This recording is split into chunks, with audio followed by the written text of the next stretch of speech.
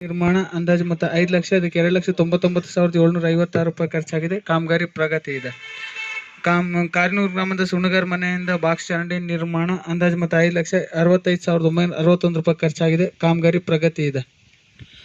ಕಾರ್ನೂರು ಗ್ರಾಮದ ಸುಬಾನ್ ಖಾನ್ ಹೊಲದಿಂದ ಮಿಲಿಟರಿ ಬಸವರಾಜಯ್ಯ ಹೊಲದವರೆಗೆ ನೀರಾವರಿ ಕಾಲುವೆ ಹೂಳು ತೆಗೆಯುವುದು ಅಂದಾಜು ಮೊತ್ತ 2,85,000 ಇದಕ್ಕೆ 2,68,730 ಖರ್ಚಾಗಿದೆ. ಕಾಮಗಾರಿ ಮುಕ್ತ ಆಗಿದೆ. ಕಾರ್ನೂರು ಗ್ರಾಮದ ಅಲಿಗೇರ ಮಹೇಶಪ್ಪ ಮನೆಯಿಂದ ಬೆಳಲ್ಗೆರೆ ಸಿದ್ದೇಶಣ್ಣ ಮನೆಯವರೆಗೆ ಸಿಸಿ ರಸ್ತೆ ನಿರ್ಮಾಣ ಅಂದಾಜು ಮೊತ್ತ 5 ಲಕ್ಷ, ಇದಕ್ಕೆ 4,67,894 ಖರ್ಚಾಗಿದೆ. ಕಾಮಗಾರಿ ಮುಕ್ತ ಆಗಿದೆ. ಕಾರ್ನೂರು ಗ್ರಾಮದ ಹಾಲೇಶಪ್ಪ ಮನೆಯಿಂದ ಅಡಿಯಪ್ಪ ಮನೆಯವರೆಗೆ ಸಿಸಿ ರಸ್ತೆ ನಿರ್ಮಾಣ ಅಂದಾಜು ಮೊತ್ತ 2 ಲಕ್ಷ, ಇದಕ್ಕೆ 1,75,680 ಖರ್ಚಾಗಿದೆ. ಕಾಮಗಾರಿ ಮುಕ್ತ ಆಗಿದೆ. ಕಾರ್ನೂರು ಗ್ರಾಮದ ಉಳ್ಳಳ್ಳಿ ರಾಜು ಇವರ ಜಮೀನಿಂದ ನಿರಂಜನ ಜಮೀನಿನ ತನಕ ರಸ್ತೆ ಅಭಿವೃದ್ಧಿ ಅಂದಾಜು ಮೊತ್ತ 5 ಲಕ್ಷ, ಇದಕ್ಕೆ 4,70,920 ಖರ್ಚಾಗಿದೆ. ಕಾಮಗಾರಿ ಮುಕ್ತ ಆಗಿದೆ. ಕಾರ್ನೂರು ಗ್ರಾಮದಲ್ಲಿ ಹೊಸದಾಗಿ ಅಂಗನವಾಡಿ ಕಾರ್ನೂರು 2 ಕೇಂದ್ರದ ಕಟ್ಟಡ ನಿರ್ಮಾಣ ಅಂದಾಜು ಮೊತ್ತ 8 ಲಕ್ಷ, ಇದಕ್ಕೆ 6,21,797 ಖರ್ಚಾಗಿದೆ. ಕಾಮಗಾರಿ ಪ್ರಗತಿಯಲ್ಲಿದೆ. ಇಷ್ಟು ಒಟ್ಟು 39 ಕಾಮಗಾರಿಗಳು ಸಿವಿಲ್ ಅಂದ್ರೆ ಸಮುದಾಯ ಕಾಮಗಾರಿಗಳು. ಇನ್ನು ವೈಯಕ್ತಿಕವಾಗಿ 9 ದನದ ಕೊಟ್ಟಿಗೆಗಳು ಅನುಷ್ಠಾನಗೊಂಡಿದ್ದಾವೆ.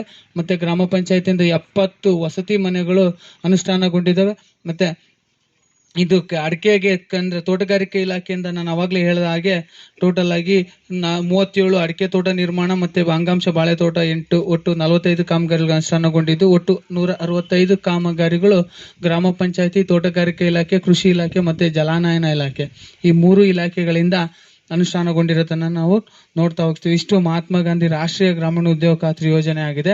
ನಂತರದಲ್ಲಿ ಇದು ಇನ್ನೊಂದು ವರದಿ ಇದೆ. ಇದು 15ನೇ ಹಣಕಾಸು ಯೋಜನೆಯ ವರದಿ. ಇದೂ ಸಹ 1/4/2024 31/3/2025 ಒಂದು ವರ್ಷದಲ್ಲಿ ಅನುಷ್ಠಾನ ಆಗಿರ್ತಕ್ಕಂಥದ್ದು.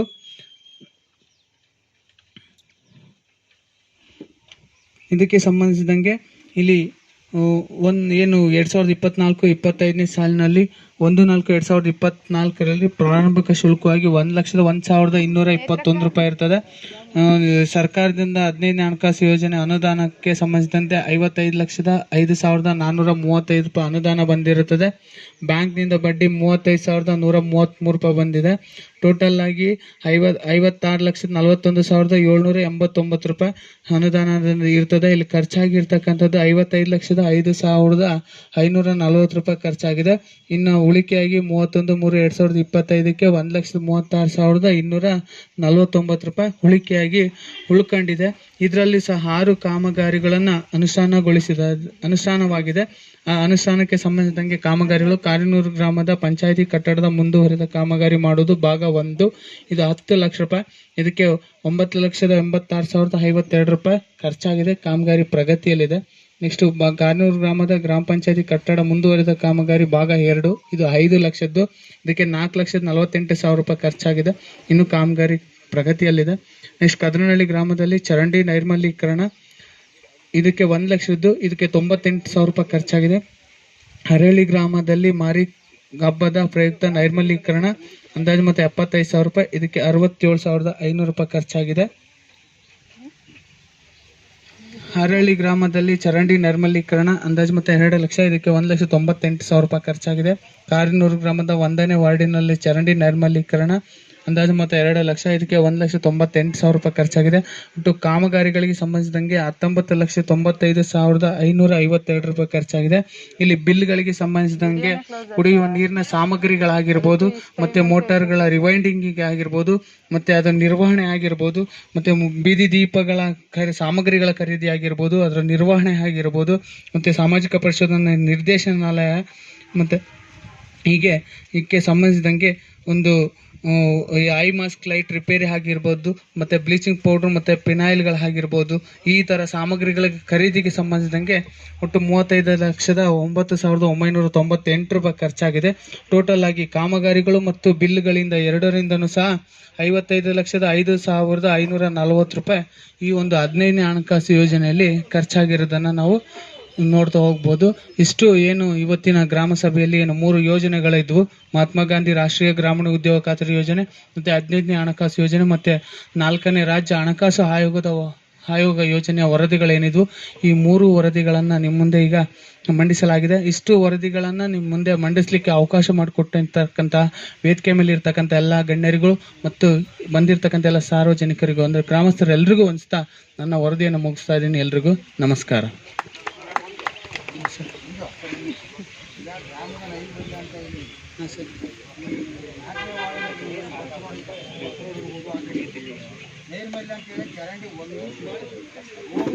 ಸರ್, ಇದು 1.5 ವರ್ಷದ ಹಳೇದು, ಈ ವರ್ಷದ್ದೇನಲ್ಲ ಇದು. ಕೂತ್ಕೊಳ್ರಪ್ಪ, ನೀವು ಕೂತ್ಕೊಳ್ರಿ. ಆ ರೀತಿ ಐತಿ. ನೈರ್ಮಲ್ಯಕ್ಕೆ ಅಂತ ಬಿಲ್ ಹಾಕಿದ್ದೀರಿ, ಮತ್ತು ಅವ್ನು ಯಾಕೆ ಮಾಡಿಲ್ಲ? ಏಕೆ ಕಾಲೋನಿ, ರಮಣ ಕಾಲೋನಿ ಎಲ್ಲವಲ್ಲ, ರೋಡು ಮತ್ತು ಚರಂಡಿ ಎರಡು ಈಕ್ವಲ್ ಅದಾವೆ. ಒಂದು ನೈರ್ಮಲ್ಯಕ್ಕೆ ಅಂತ ಬಳಸ್ತೀವಿ ಅಂತ ಕಟ್ಟು ತೋರಿಸಿ, ಕೆಲಸ ಯಾಕೆ ಮಾಡಿಲ್ಲ?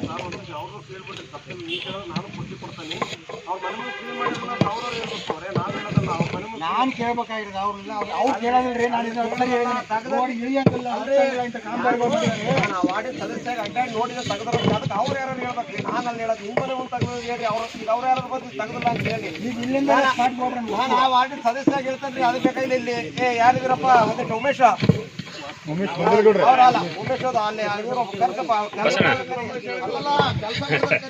ಈಗ ಸರ್, ಶಿಲ್ಟಿಂದ ಏನಾಗ್ತೈತೆ ಅಂದ್ರೆ ಇಲ್ಲಿ ಯುಗಾದಿ ಹಬ್ಬದಲ್ಲಿ ನಾವು ಶಿಲ್ಟ್ ಎತ್ತೀವಿ ಸರ್. ಪ್ರತಿ ವರ್ಷ ನಾವು ಯುಗಾದಿ ಹಬ್ಬದಲ್ಲಿ ಶಿಲ್ಟ್ ಎತ್ತೀವಿ. ಅದು ಬಿಲ್ ಆಗದ ನಮಗೆ ಅಕ್ಟೋಬರ್ ನವೆಂಬರ್ಗೆ. ಇದು 2023 ಮಾರ್ಚಲ್ಲಿ ಏನು ಯುಗಾದಿ ಹಬ್ಬಕ್ಕೆ ಆಯ್ತಲ್ಲ, ಅವಾಗ ಶಿಲ್ಟ್ ಎತ್ತಿದ್ದು. ಈ ಮಣ್ಣಿನಾಗ ಎತ್ತಿದಾರೆ, ಅದ್ರ ದಿನ ನಾವು ಎಸ್ಟಿಮೇಷನ್ ಮಾಡಿಲ್ಲ. ನಮ್ಮಲ್ಲಿ ಏನಾಗ್ತೈತೆ, ಏಪ್ರಿಲ್ ಅಲ್ಲಿ ಹಣಕಾಸು ವರ್ಷ ಸ್ಟಾರ್ಟ್ ಆಗಿ ಮಾರ್ಚ್ ಮುಗಿಯುತ್ತೆ. ನಾವು ಆ ನಡುವೆ ಎತ್ತಲ್ಲ, ಹಬ್ಬಕ್ಕೆ ಬರುತ್ತೆ ಅಂತೇಳಿ ಯುಗಾದಿ ಹಬ್ಬದ ಟೈಮಲ್ಲೇ ನಮ್ಮಲ್ಲಿ ಲೀಟ್ ಮಾಡಿರ್ತಾರೆ. ಹಂಗಾಗಿ ಏನಾಗುತ್ತೆ ಅಂದ್ರೆ ಅಡ್ವಾನ್ಸ್ ಕೊಡ್ತೀವಿ. ಈಗ ನಾವೇನ್ ಮಾಡಲ್ಲ ಅನ್ನಕ್ಕಾಗಲ್ಲ ಸರ್. ಹಬ್ಬದ ಟೈಮಲ್ಲಿ ಇಲ್ಲ ನಾನು ಕ್ರಿಯೋಜನೆ ಮಾಡಿದಾಗ ಮಾಡ್ತೀನಿ ಅನ್ನಕ್ಕಾಗಲ್ಲ. ಈಗ ಆಲ್ರೆಡಿ ಮಾಡಿದ್ದಕ್ಕೆ ಈಗ ಮೇಡಮ್ ಅವ್ರು ಬಿಲ್ ಮಾಡ್ಬೇಕು. ಈಗ ಆಲ್ರೆಡಿ ಹಂಗಿದೆ ಪರಿಸ್ಥಿತಿ. ಯುಗಾದಿ ಹಬ್ಬದಲ್ಲಿ ಹೆಚ್ಚಿರೋದು ಅದು. ನಾನು ನಿಮಗೆ ಅಲ್ಲೊಂದು ಚರಂಡಿ ಬರ್ತಿಂದು ಗೌಡ್ರಿಗೆ ನಿಮಗೆ ಮೆಂಬರ್ಗಳು ಎಲ್ಲರಿಗೆ ತೋರಿಸಿನಲ್ಲ, ಅದೇ ಕೆಲಸ ಇಲ್ಲಾಗಿರೋದು.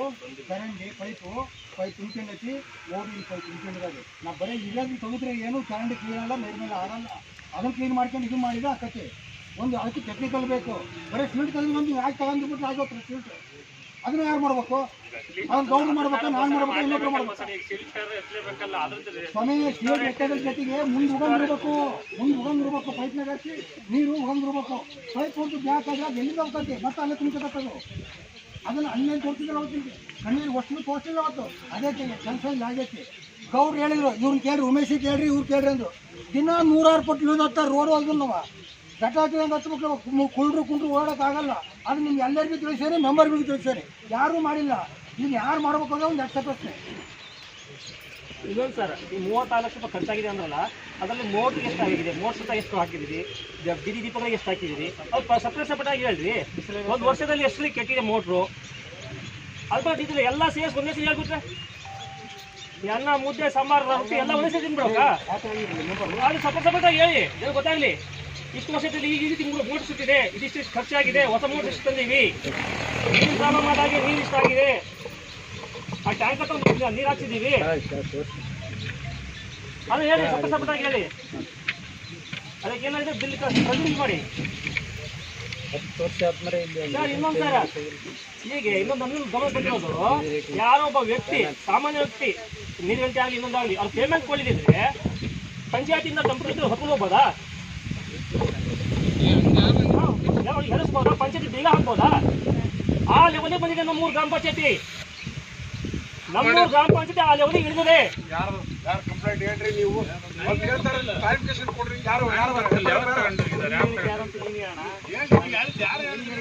ಅಲ್ಲ, ಆ ರೀತಿ ಆಗಿದೆ. ಬೇಡಮ್ಮ ಬಿಲ್ ಮಾಡಿದ್ರೆ ನಾವು ಪಂಚಾಯತ್ ಬೀಗ ಹಾಕ್ತೀವಿ, ಗ್ರಾಮ ಪಂಚಾಯತ್ ಬೀಗ ಹಾಕ್ತೀವಿ, ಹೋಗ್ತೀವಿ. ಇವನ್ನೆಲ್ಲ ಇಲ್ಲ ಸಾಮಾನ್ಯ ಜನಗಳು ತಿಳಿಯುವ ರೀತಿ ಬಂದಿರಲ್ಲ.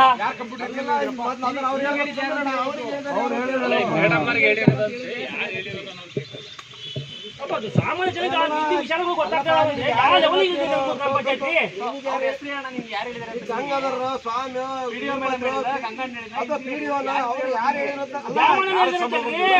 ಅರಲ್ಲಿ ಜಾಮಣದಲ್ಲಿ ಹೇಳಿದಂತಲ್ಲ, 9,000 ಬಿಲ್ ಬರ್ಬೇಕು, ಬಿಲ್ ಬರ್ಲಿಲ್ಲ ಕಂಪ್ಯೂಟರ್ ಅಂತ ಇಡೀ ಊರಿಗೆ ಗೊತ್ತಾಗಿದೆ ಅದು ವಿಷಯ, ನನಗೆ ಒಬ್ಬನಿಗಲ್ಲ, ಇಡೀ ಊರಿಗೆ ಗೊತ್ತಾಗಿದೆ ಅದು. ಯಾರೋ ಒಬ್ಬನು ಬಂದು ನಮ್ಮೂರು ಪಂಚಾಯತ್ ಬೀಗ ಆಗ್ತಾನಂದ್ರೆ ಆ ಲೆವೆಲಿಗೆ ಬೇಕು ನಮ್ಮೂರು ಪಂಚಾಯತಿ.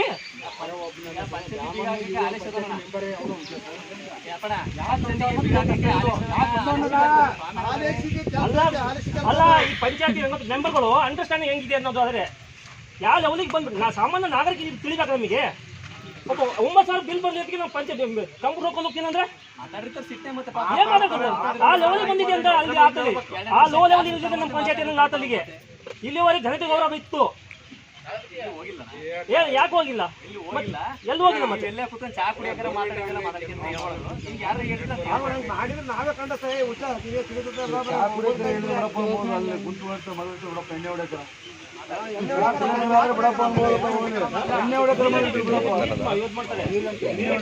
ಏನ್ ಬಿಲ್ಗಳಿಗೆ ಸಂಬಂಧಿಸಿದಂಗೆ ಕೇಳಿದ್ರಿ. ಇಲ್ಲಿ ಕುಡಿಯೋ ನೀರಿನ ಸಾಮಗ್ರಿಗಳಿಗೆ ಸಂಬಂಧಿಸಿದಂಗೆ BS ಆಕ್ವಾ ಸಿಸ್ಟಮ್ ಅಲ್ಲಿ ಇಂದ ಮತ್ತೆ ಕೇಸರ್ ಎಲೆಕ್ಟ್ರಿಕಲ್ಸ್ ಮತ್ತೆ Shri Kalleshwara electricals and hardwares ಮತ್ತೆ ಶ್ರೀ ಗುರು ಬೋರ್ವೆಲ್ಸ್ ಮತ್ತೆ ಹರ್ಷ ಎಲೆಕ್ಟ್ರಿಕಲ್ ಗಳಿಂದ ಒಟ್ಟು 19,95,600 ರೂಪಾಯಿ ಕುಡಿಯೋ ನೀರಿನ ಸಾಮಗ್ರಿಗಳಿಗೆ ಸಂಬಂಧಿಸಿದಂಗೆ ತಂದಿರ್ತಕ್ಕ ಮೆಟೀರಿಯಲ್ಸ್ ಅನ್ನ ತಂದಿರ್ತಕ್ಕಂಥ. ಏಪ್ರಿಲ್ ಅಲ್ಲಿ ಬಹಳ ಬರಗಾಲ ಬಿತ್ತು. ಮಾರ್ಚ್, ಏಪ್ರಿಲ್, ಮೇ 3 ತಿಂಗಳು ಬಹಳ ಬರಗಾಲ ಇತ್ತು. ಅವಾಗ ಏನಾಯ್ತು ಅಂತಂದ್ರೆ ಸರ್ಕಾರದಿಂದ ಟೆಂಡರ್ ಮಾಡಿದ್ರು. ಟೆಂಡರ್ ಮಾಡಿ ಏನೋ ಟ್ಯಾಂಕರ್ ನೀರು ಕೊಡ್ರಿ ಫಸ್ಟ್, ಆಮೇಲೆ ಇದಕ್ಕೆ ಬೋರ್ ಕೊಡಿಸ್ಲಿಕ್ಕೆ ಯಾವುದೇ ಕಾರಣಕ್ಕೂ ಪರ್ಮಿಷನ್ ಇರಲಿಲ್ಲ ಸರ್ ನಮಗೆ. ಟೆಂಡರ್ ಮಾಡಿ ಅಂತ ಇತ್ತು. ನಾವು ಟೆಂಡರ್ ಮಾಡಿದ್ರು, ತಹಸೀಲ್ದಾರ್ ಆಫೀಸಿಂದ ಟೆಂಡರ್ ಮಾಡಿದ್ರು. ಟೆಂಡರ್ ಮಾಡ್ಲಿಕ್ಕೆ ನಮ್ಮ ಮೆಂಬರ್ಗಳು ಸೇರಿ ಎಲ್ಲರಿಗೂ ಇಂಟಿಮೇಷನ್ ಮಾಡಿದ್ವಿ. ಟ್ಯಾಂಕರ್ನರಿಗೆ GST ರಿಜಿಸ್ಟ್ರೇಷನ್ ಆಗಿರ್ಬೇಕು, 10,000 ರೂಪಾಯಿ ಡೆಪಾಸಿಟ್ ಕಟ್ಟಬೇಕು, ಒಂದು ಟ್ಯಾಂಕರ್ಗೆ 500 ರೂಪಾಯಿ ದುಡ್ಡು ಕೊಡ್ತೀವಿ. ಆಮೇಲೆ ಇದಕ್ಕೆ ದಿನಕ್ಕೆ 3 ಟ್ಯಾಂಕರ್ ಮೇಲೆ ಹೊಡೆಯಂಗಿಲ್ಲ ಅಂತ ರಿಸ್ಟ್ರಿಕ್ಷನ್ ಇದ್ದು ನಮ್ಮಿಂದ ಯಾರು ಕೂಡ ಮುಂದೆ ಬರಲಿಲ್ಲ. ಅವಾಗ ಏನಾಯ್ತು, ಅನಿವಾರ್ಯನ ಕಾರಣಕ್ಕೆ ಕಾರೇಗ್ನೂರಲ್ಲಿ 2 ಬೋರ್ ಕೊಡ್ಸಿದ್ವಿ, 3 ಕೊಡ್ಸಿದ್ವಿ, 1 ಫೇಲ್ ಆಯ್ತು, 2ಕ್ಕೆ ಮೋಟರ್ ಇಳಿಸಿದ್ವಿ. ಅರಹಳ್ಳಿಲಿ 2 ಬೋರ್ ಕೊಡ್ಸಿದ್ವಿ, 1 ಫೇಲ್ ಆಯ್ತು, 1ಕ್ಕೆ ಮೋಟರ್ ಬಿಟ್ವಿ. ಕದರ್ನಹಳ್ಳಿಲೂ ಕೂಡ 1 ಬೋರ್ ಕೊಡ್ಸಿದ್ವಿ, 1ಕ್ಕೆ ಬಿಟ್ಟಿದ್ವಿ. ಇದ್ರಲ್ಲಿ ಏನಾದ್ರು ಅಂಕಿಅಂಶ ತಪ್ಪಿದ್ರೆ ನಿಮ್ಮ ಮೆಂಬರ್ಗಳು ಕೂಡ ನನಗೆ ಹೇಳ್ಬೋದು. ಎಲ್ಲಿ ಇನ್ನು ನಮ್ಮ ಕಾರೇಗ್ನೂರಲ್ಲಿ 2 ಬೋರ್ ಕೊರ್ಸಿದ್ವಿ. 2 ಕೊರ್ಸಿದ್ವಿ. ಬೋರ್ ಕೊರ್ಸಿದವರಿಗೆ 2 ಲಕ್ಷ ರೂಪಾಯಿ ದುಡ್ಡು ಕೊಟ್ಟಿದ್ದೀವಿ.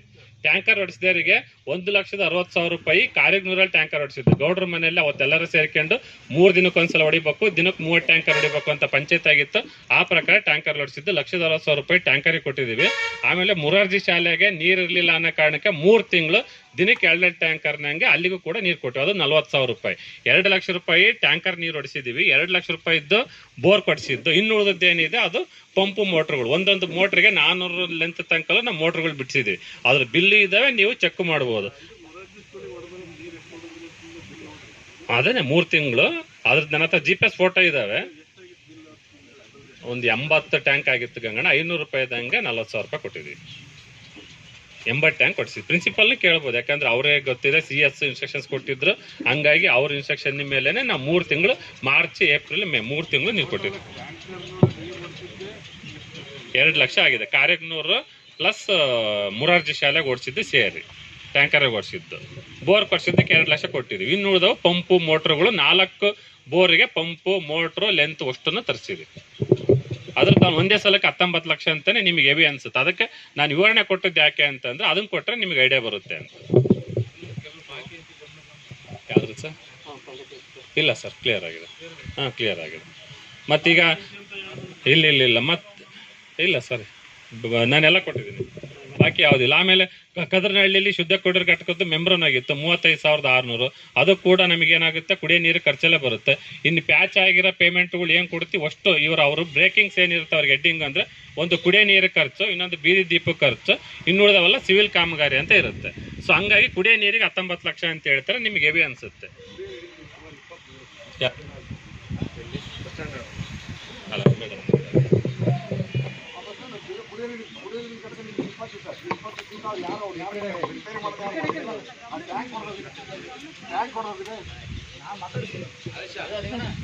ನನ್ನ ಗಮನಕ್ಕೆ ಬಂದಿಲ್ಲ.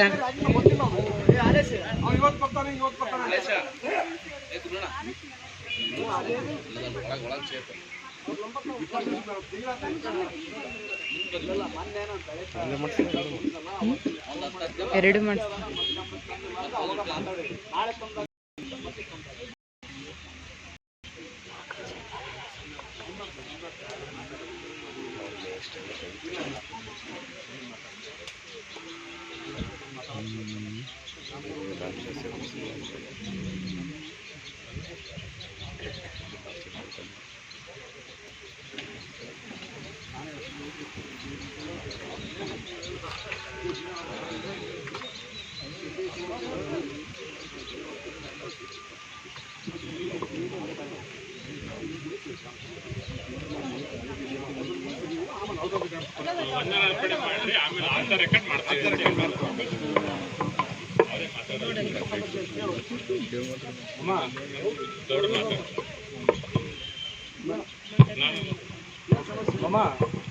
ರೈಸ್ ಮಿಲ್ ರೋಡು 30 ವರ್ಷ ಆಯ್ತು. ಪ್ರತಿ ಸರಿ ಗ್ರಾಮ ಸಭೆಯಲ್ಲಿ ಕೇಳ್ತೀವಿ, ಮಾಡ್ತಾರೆ ಈಗ ಮಾಡ್ತಾರೆ ಅಂತ ಹೇಳಂತಾರೆ. ಅದೇನು ಅದ್ರ ಬಗ್ಗೆ ಯೋಚನೆ ಮಾಡೋದಿಲ್ಲ. ರೈಸ್ ಮಿಲ್ ರೋಡ್ ಹೌದು. ಅದು ಗೀತಾ ಅರುಣ್ ಕುಮಾರ್ ಅಧ್ಯಕ್ಷರಾಗಿದ್ದಾಗಲೇ ಅದನ್ನ ತಗೊಂಡ್ವಿ. ಅದ್ರದ್ದು ಓನರ್ಶಿಪ್ ಬಗ್ಗೆ ಪ್ರಾಬ್ಲಮ್ ಇದೆ.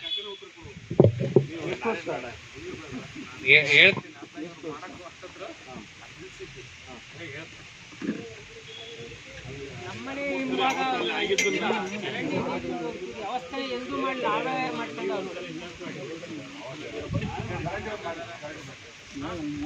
ಅಧ್ಯಕ್ಷರ ದೇವಸ್ಥಾನ ಮಾಡಿ ಇವಾಗ ಚರಂಡಿ ವ್ಯವಸ್ಥೆ ಇಲ್ಲಿವರೆಗೂ ನಾವು 45 ವರ್ಷ ಆಯ್ತು ಮನೆ ಕಟ್ಟಿ. ಚರಂಡಿ ವ್ಯವಸ್ಥೆಯಿಂದ ನಮಗೆ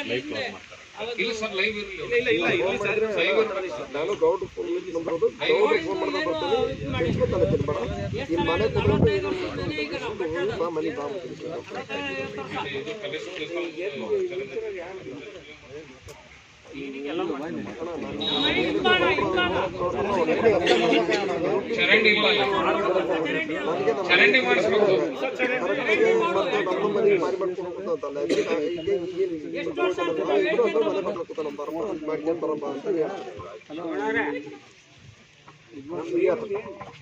ಕೇಳ ನನ್ ಕೇಳಿದೆ ನಮಗೆ ನೀರು 12 ವರ್ಷದಿಂದ ಮನೆ ಕಟ್ಟಿ ನೀರೇ ಬರ್ತಾ ಇಲ್ಲ. 7 ಸಲ ನಾನು ಅರ್ಜಿ ಕೊಟ್ಟಿದ್ದೆ. ಅರ್ಜಿ ಒಂದು 2-3 ಸರಿ ಕೊಟ್ಟದ್ದ ಅವಾಗ ಕೊಟ್ಟಿದ್ದೆ. ಸೀದಾ ಅವ್ರ ಮನೆಗೆ ಹೋಗಿ ಸರ್, ಅಲ್ಲಿ ಅವ್ರು ಹೋಗ್ತಾ ಇಲ್ಲ. ನಿಂಬೆಹಣ್ಣೆ ಈ ತರ ಒಂದು ತಿಂಗಳು ಕೊಟ್ಟು ಆಗಿಲ್ಲ. 6 ವರ್ಷ ಅವ್ರಿಗೆ ನೀರು ಕೊಡಕ್ ಆಗ್ತಾ ಇಲ್ಲ. ಅಲ್ಲಿಗೆ ಹೋಗ್ತಾ ಇತ್ತು. ಅದೊಂದು ಪ್ರಾಬ್ಲಮ್. ನೀವು ಇದ್ದಂಕಲ್ಲಿ ನೋಡಿದ್ಯಾ ಅದು ಪ್ರಾಬ್ಲಮ್. ಆಮೇಲೆ ಅವರು 3 ಮನೆ ನಮಗೆ ಬರಲ್ರಿ ಪೈಪ್ಲೈನ್ ಮಾಡಿಸೋದು.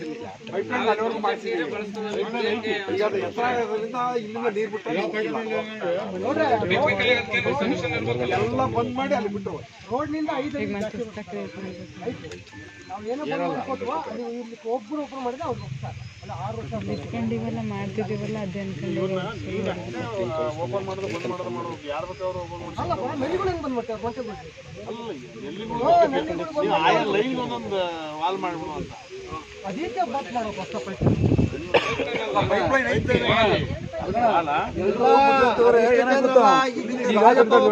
ಈಗ ಗುಂಡಿನ ಡೀಪ್ ಮಾಡ್ಕೊಂಡ್ರೆ ಹಿಂಗ್ ಕೆಳಗಿಂದ ಇಳಿಸ್ಕೊಂಡು ಅದು ತುಂಬಿರುವ ಹೆಂಗ ಜನ ನಮ್ಮ ಜನಗಳು ಹೆಂಗ ಗೊತ್ತಾ, ಅವ್ರ ಟ್ಯಾಂಕ್ಗಳು ಅಷ್ಟು ತುಂಬಬೇಕು. ವೇಸ್ಟ್ ಹರಿತಿದ್ರು ಅರೆ ನಮ್ಮಂತ ಇದು ಕಟ್ಟ ಕಂದಾಯ ಕಟ್ಟ ನಾನ್ ಕಣ ನೀನು ಕೆಳಗೆ ಅದೇ ಕಟ್ತಾರೆ ನಮ್ಮೂರಾಗಿ. ಹಂಗ ಪಾಪ ಅವ್ರು ನೀರು ಯಾರ ಮನೆ ಮುಂದೆ ಪಂಚಾಯತಿಯಿಂದ ಅವ್ರಿಗೆ ದಂಡ ಏನಿಲ್ಲ. ಮೀಟರ್ಗಳ ಇದನ್ನ ಮಾಡಿದ್ದು ಕಾನ್ಸೆಪ್ಟ್ ಅವಾಗಲೇ ನಾವು ಮೀಟರ್ ಕಾನ್ಸೆಪ್ಟ್ ಅವಾಗಲೇ ಮಾಡಿದ್ವಿ. ಮೀಟರ್ ಹಾಕಿದ್ರೆ ಯಾವುದೇ ಕಾರಣಕ್ಕೆ ಯಾರು ನೀರು ಹರಿಸಲ್ಲ, ವೇಸ್ಟ್ ಮಾಡಲ್ಲ ಅವಾಗ.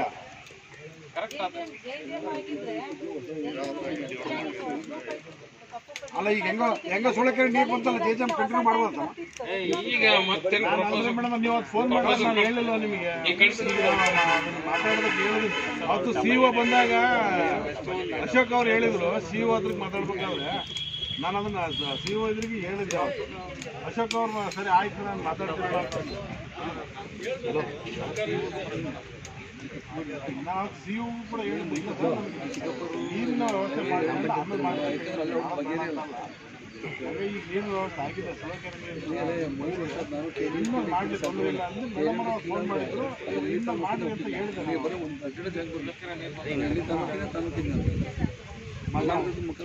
ಮತ್ತೆ ಯಾರ್ದಾರ ಏನಾರ ಗುರು ನಿಂದೀಗ ಮಾತಾಡಿದಾರ ಮಮ್ಮ ನೀವು ನಮ್ದು ಏನು ಹೇಳಲಿಲ್ಲ. ಏ ಮಾತಾಡಕ್ರ ಹೇಳ್ತೀನಪ್ಪ, ಮಾತಾಡಕ್ರ ಹೇಳ್ತೀನಿ, ನೆನ್ಪಿಟ್ಕೊಂಡು ಹೇಳ್ತೀನಿ. ಹೇಳ್ರಿ. ಸಾಮಾಜಿಕ ಪರಿಶೋಧನೆ ನಡೆಸಲಾಗಿದೆ. ಈಗ ಬರೇ ಕಾಮಗಾರಿ ಆಗಿರೋದಷ್ಟೇ ಹೇಳಿದ್ರಿ ನೀವು, ಬೆಂಕಿ ಹಚ್ಚಿದ್ರಿ ಎಷ್ಟು ಚೆನ್ನಾಗಿದೆ, ಇಷ್ಟು ದುಡ್ಡು ಖರ್ಚಾಗಿದೆ, ಈ ಕಾಮಗಾರಿ ಮಾಡಿದ್ದಾರೆ, ಇದೆಲ್ಲ ಮಾಡಿದ್ರಿ. ಇಲ್ಲಿ ಕೂಲಿ ಕೆಲಸ ಮಾಡಿರ್ತಾರಲ್ಲ ಅವ್ರದ್ದು ಇಲ್ಲಿವರೆಗೂ ಪೇಮೆಂಟ್ ಬಂದಿಲ್ಲ. ಉದ್ಯೋಗ ಖಾತ್ರಿ ಒಳಗೆ ಕೆಲಸ ಮಾಡಿ 15 ದಿನದೊಳಗೆ ಪೇಮೆಂಟ್ ಆಗ್ಬೇಕು ಅಂತ ಇದೆ, ಕಾಯ್ದೆನೇ ಹೇಳುತ್ತೆ. ಕೆಲಸ ಮಾಡಿ ತಿಂಗಳಾದ್ರೂ ದುಡ್ಡು ಬಂದಿಲ್ಲ. ಇಲ್ಲಿ ಆ ಕೂಲಿ ಕಾರ್ಮಿಕರು ಎಲ್ಲ ಹೋಗ್ಬೇಕು? ಈಗ ನಮ್ಮ ಮನೆಗಳ ಮುಂದೆ ಬಂದು ನಮ್ ಜೊತೆಗೆ ಜಗಳ ಆಡ್ಬೇಕಾ? ಅವ್ರಿಗೆ ಪೇಮೆಂಟ್ ಮಾಡೋರು ಯಾರು? ಅಕ್ಟೋಬರ್ ಇಂದ ಇಲ್ಲಿವರೆಗೂ ನಡೆದಿರ್ತಕ್ಕಂಥ ಕಾಮಗಾರಿಗಳಿಗೆ ಸಪ್ಲೈ ಬಿಲ್ ಬಂದಿಲ್ಲ, ಆ ದುಡ್ಡು ಕೊಡೋರು ಯಾರು?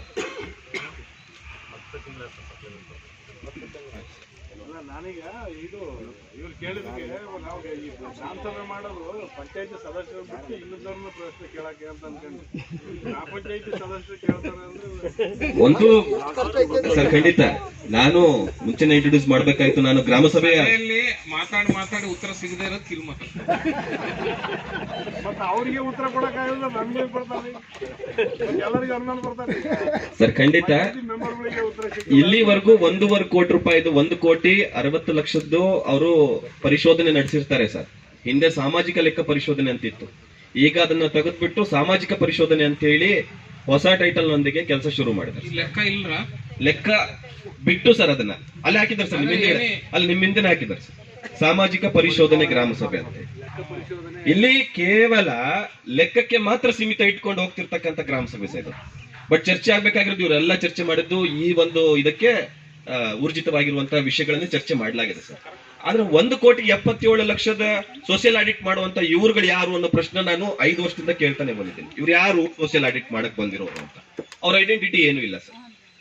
ಇಲ್ಲಿ ಏನಾದ್ರೂ ಒಂದು ಪಕ್ಷದಲ್ಲಿ ಒಂದ್ ಯಾವ್ದೋ ಕಾಮಗಾರಿಗೆ ಈಗ ನನ್ನಂತ ಒಬ್ಬ ಗ್ರಾಮ ಸಭೆಯ ಸದಸ್ಯ ಏನಾದ್ರೂ ಕೇಳಿದ ಅಂದ್ರೆ ಆ ಫೈಲಲ್ಲಿರೋ ಇವ್ರು ಯಾರಾದ್ರೂ ಒಂದ್ ಮಿಸ್ ಮಾಡಿದ್ರು ಅಂದ್ರೆ ಅದಕ್ಕೆ ತಲೆದಂಡ ಕಟ್ಟಬೇಕಾಗಿರೋ ಈ ಅಧಿಕಾರಿ ವರ್ಗದವರು.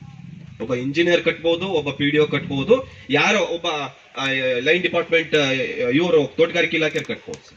ಆದ್ರೆ ಇವ್ರುಗಳು ಯಾರು ಅನ್ನೋ ಪ್ರಶ್ನೆಗೆ ಅವ್ರ ಹತ್ರ ಉತ್ತರ ಇಲ್ಲ.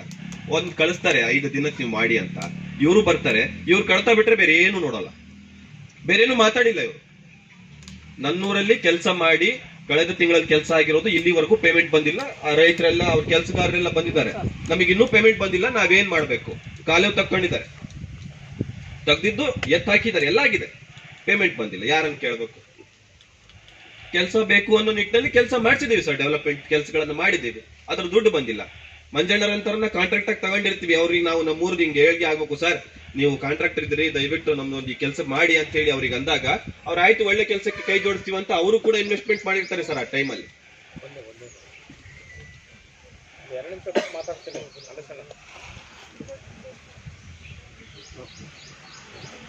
ಅವ್ರಿಗೇನು ಒಪ್ಪಿಸಿ ಮಾಡಿರ್ತೀವಿ ಸರ್, 10 ತಿಂಗಳಿಂದ ಇನ್ನೂ ಪೇಮೆಂಟ್ ಕೊಟ್ಟಿಲ್ಲ. ಇದನ್ನ ಯಾರಿಗೆ ಕೇಳಬೇಕು ಅನ್ನೋ ಪ್ರಶ್ನೆ ನಮ್ಮಲ್ಲಿ ಇನ್ನೂ ಕಾಡ್ತಾ ಇದೆ. ಇದಕ್ಕೆ GST ರಾಯಲ್ಟಿ ಅದು ಇದು ಹಾಳ ಮೂಳ ಅಂತ ಹೇಳಿ 5 ಲಕ್ಷದಲ್ಲಿ 3 ಲಕ್ಷ ಹೋಗೇ ಬಿಡುತ್ತೆ.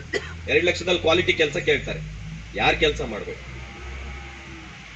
ಇದು ಲೈವ್ ಇರೋದ್ರಿಂದ ನಾನು ಹೇಳ್ತಾ ಇದ್ದೀನಿ ಸರ್. ಇದು ಅದೆಲ್ಲ ನೀವು ರೈಸ್ ಮಾಡೋದೆಲ್ಲ ಗಂಭೀರವಾದ ಸಮಸ್ಯೆಗಳು ಹೇಳಿ, ಇದೇ ಉದ್ದೇಶಕ್ಕೆ ಇವ್ರಿಗೆ ಹೇಳ್ತಾ ಇದ್ದೀನಿ ಸರ್. ಇವರು ಯಾರೋ ಕೋಆರ್ಡಿನೇಟರ್ ಇದ್ದಾರೆ, ಇವರು ರಮೇಶ್ ಅವರಿಗೂ ನಾನು ಮೊನ್ನೆ ಹೇಳಿದ್ದೆ, ನಿಮ್ಮ ಐಡೆಂಟಿಟಿ ಇಲ್ಲ, ನೀವು 15 ವರ್ಷದಿಂದ ಕೆಲಸ ಮಾಡೋರು ಕರ್ಕೊಂಡ್ ಬರ್ತೀರಿ, ಯಾವ್ದೋ ಒಂದು ಕಡತ ಪರಿಶೀಲನೆ ಮಾಡ್ತೀರಿ, ಹೋಗ್ತೀರಿ ಅಂತ ಹೇಳಿ.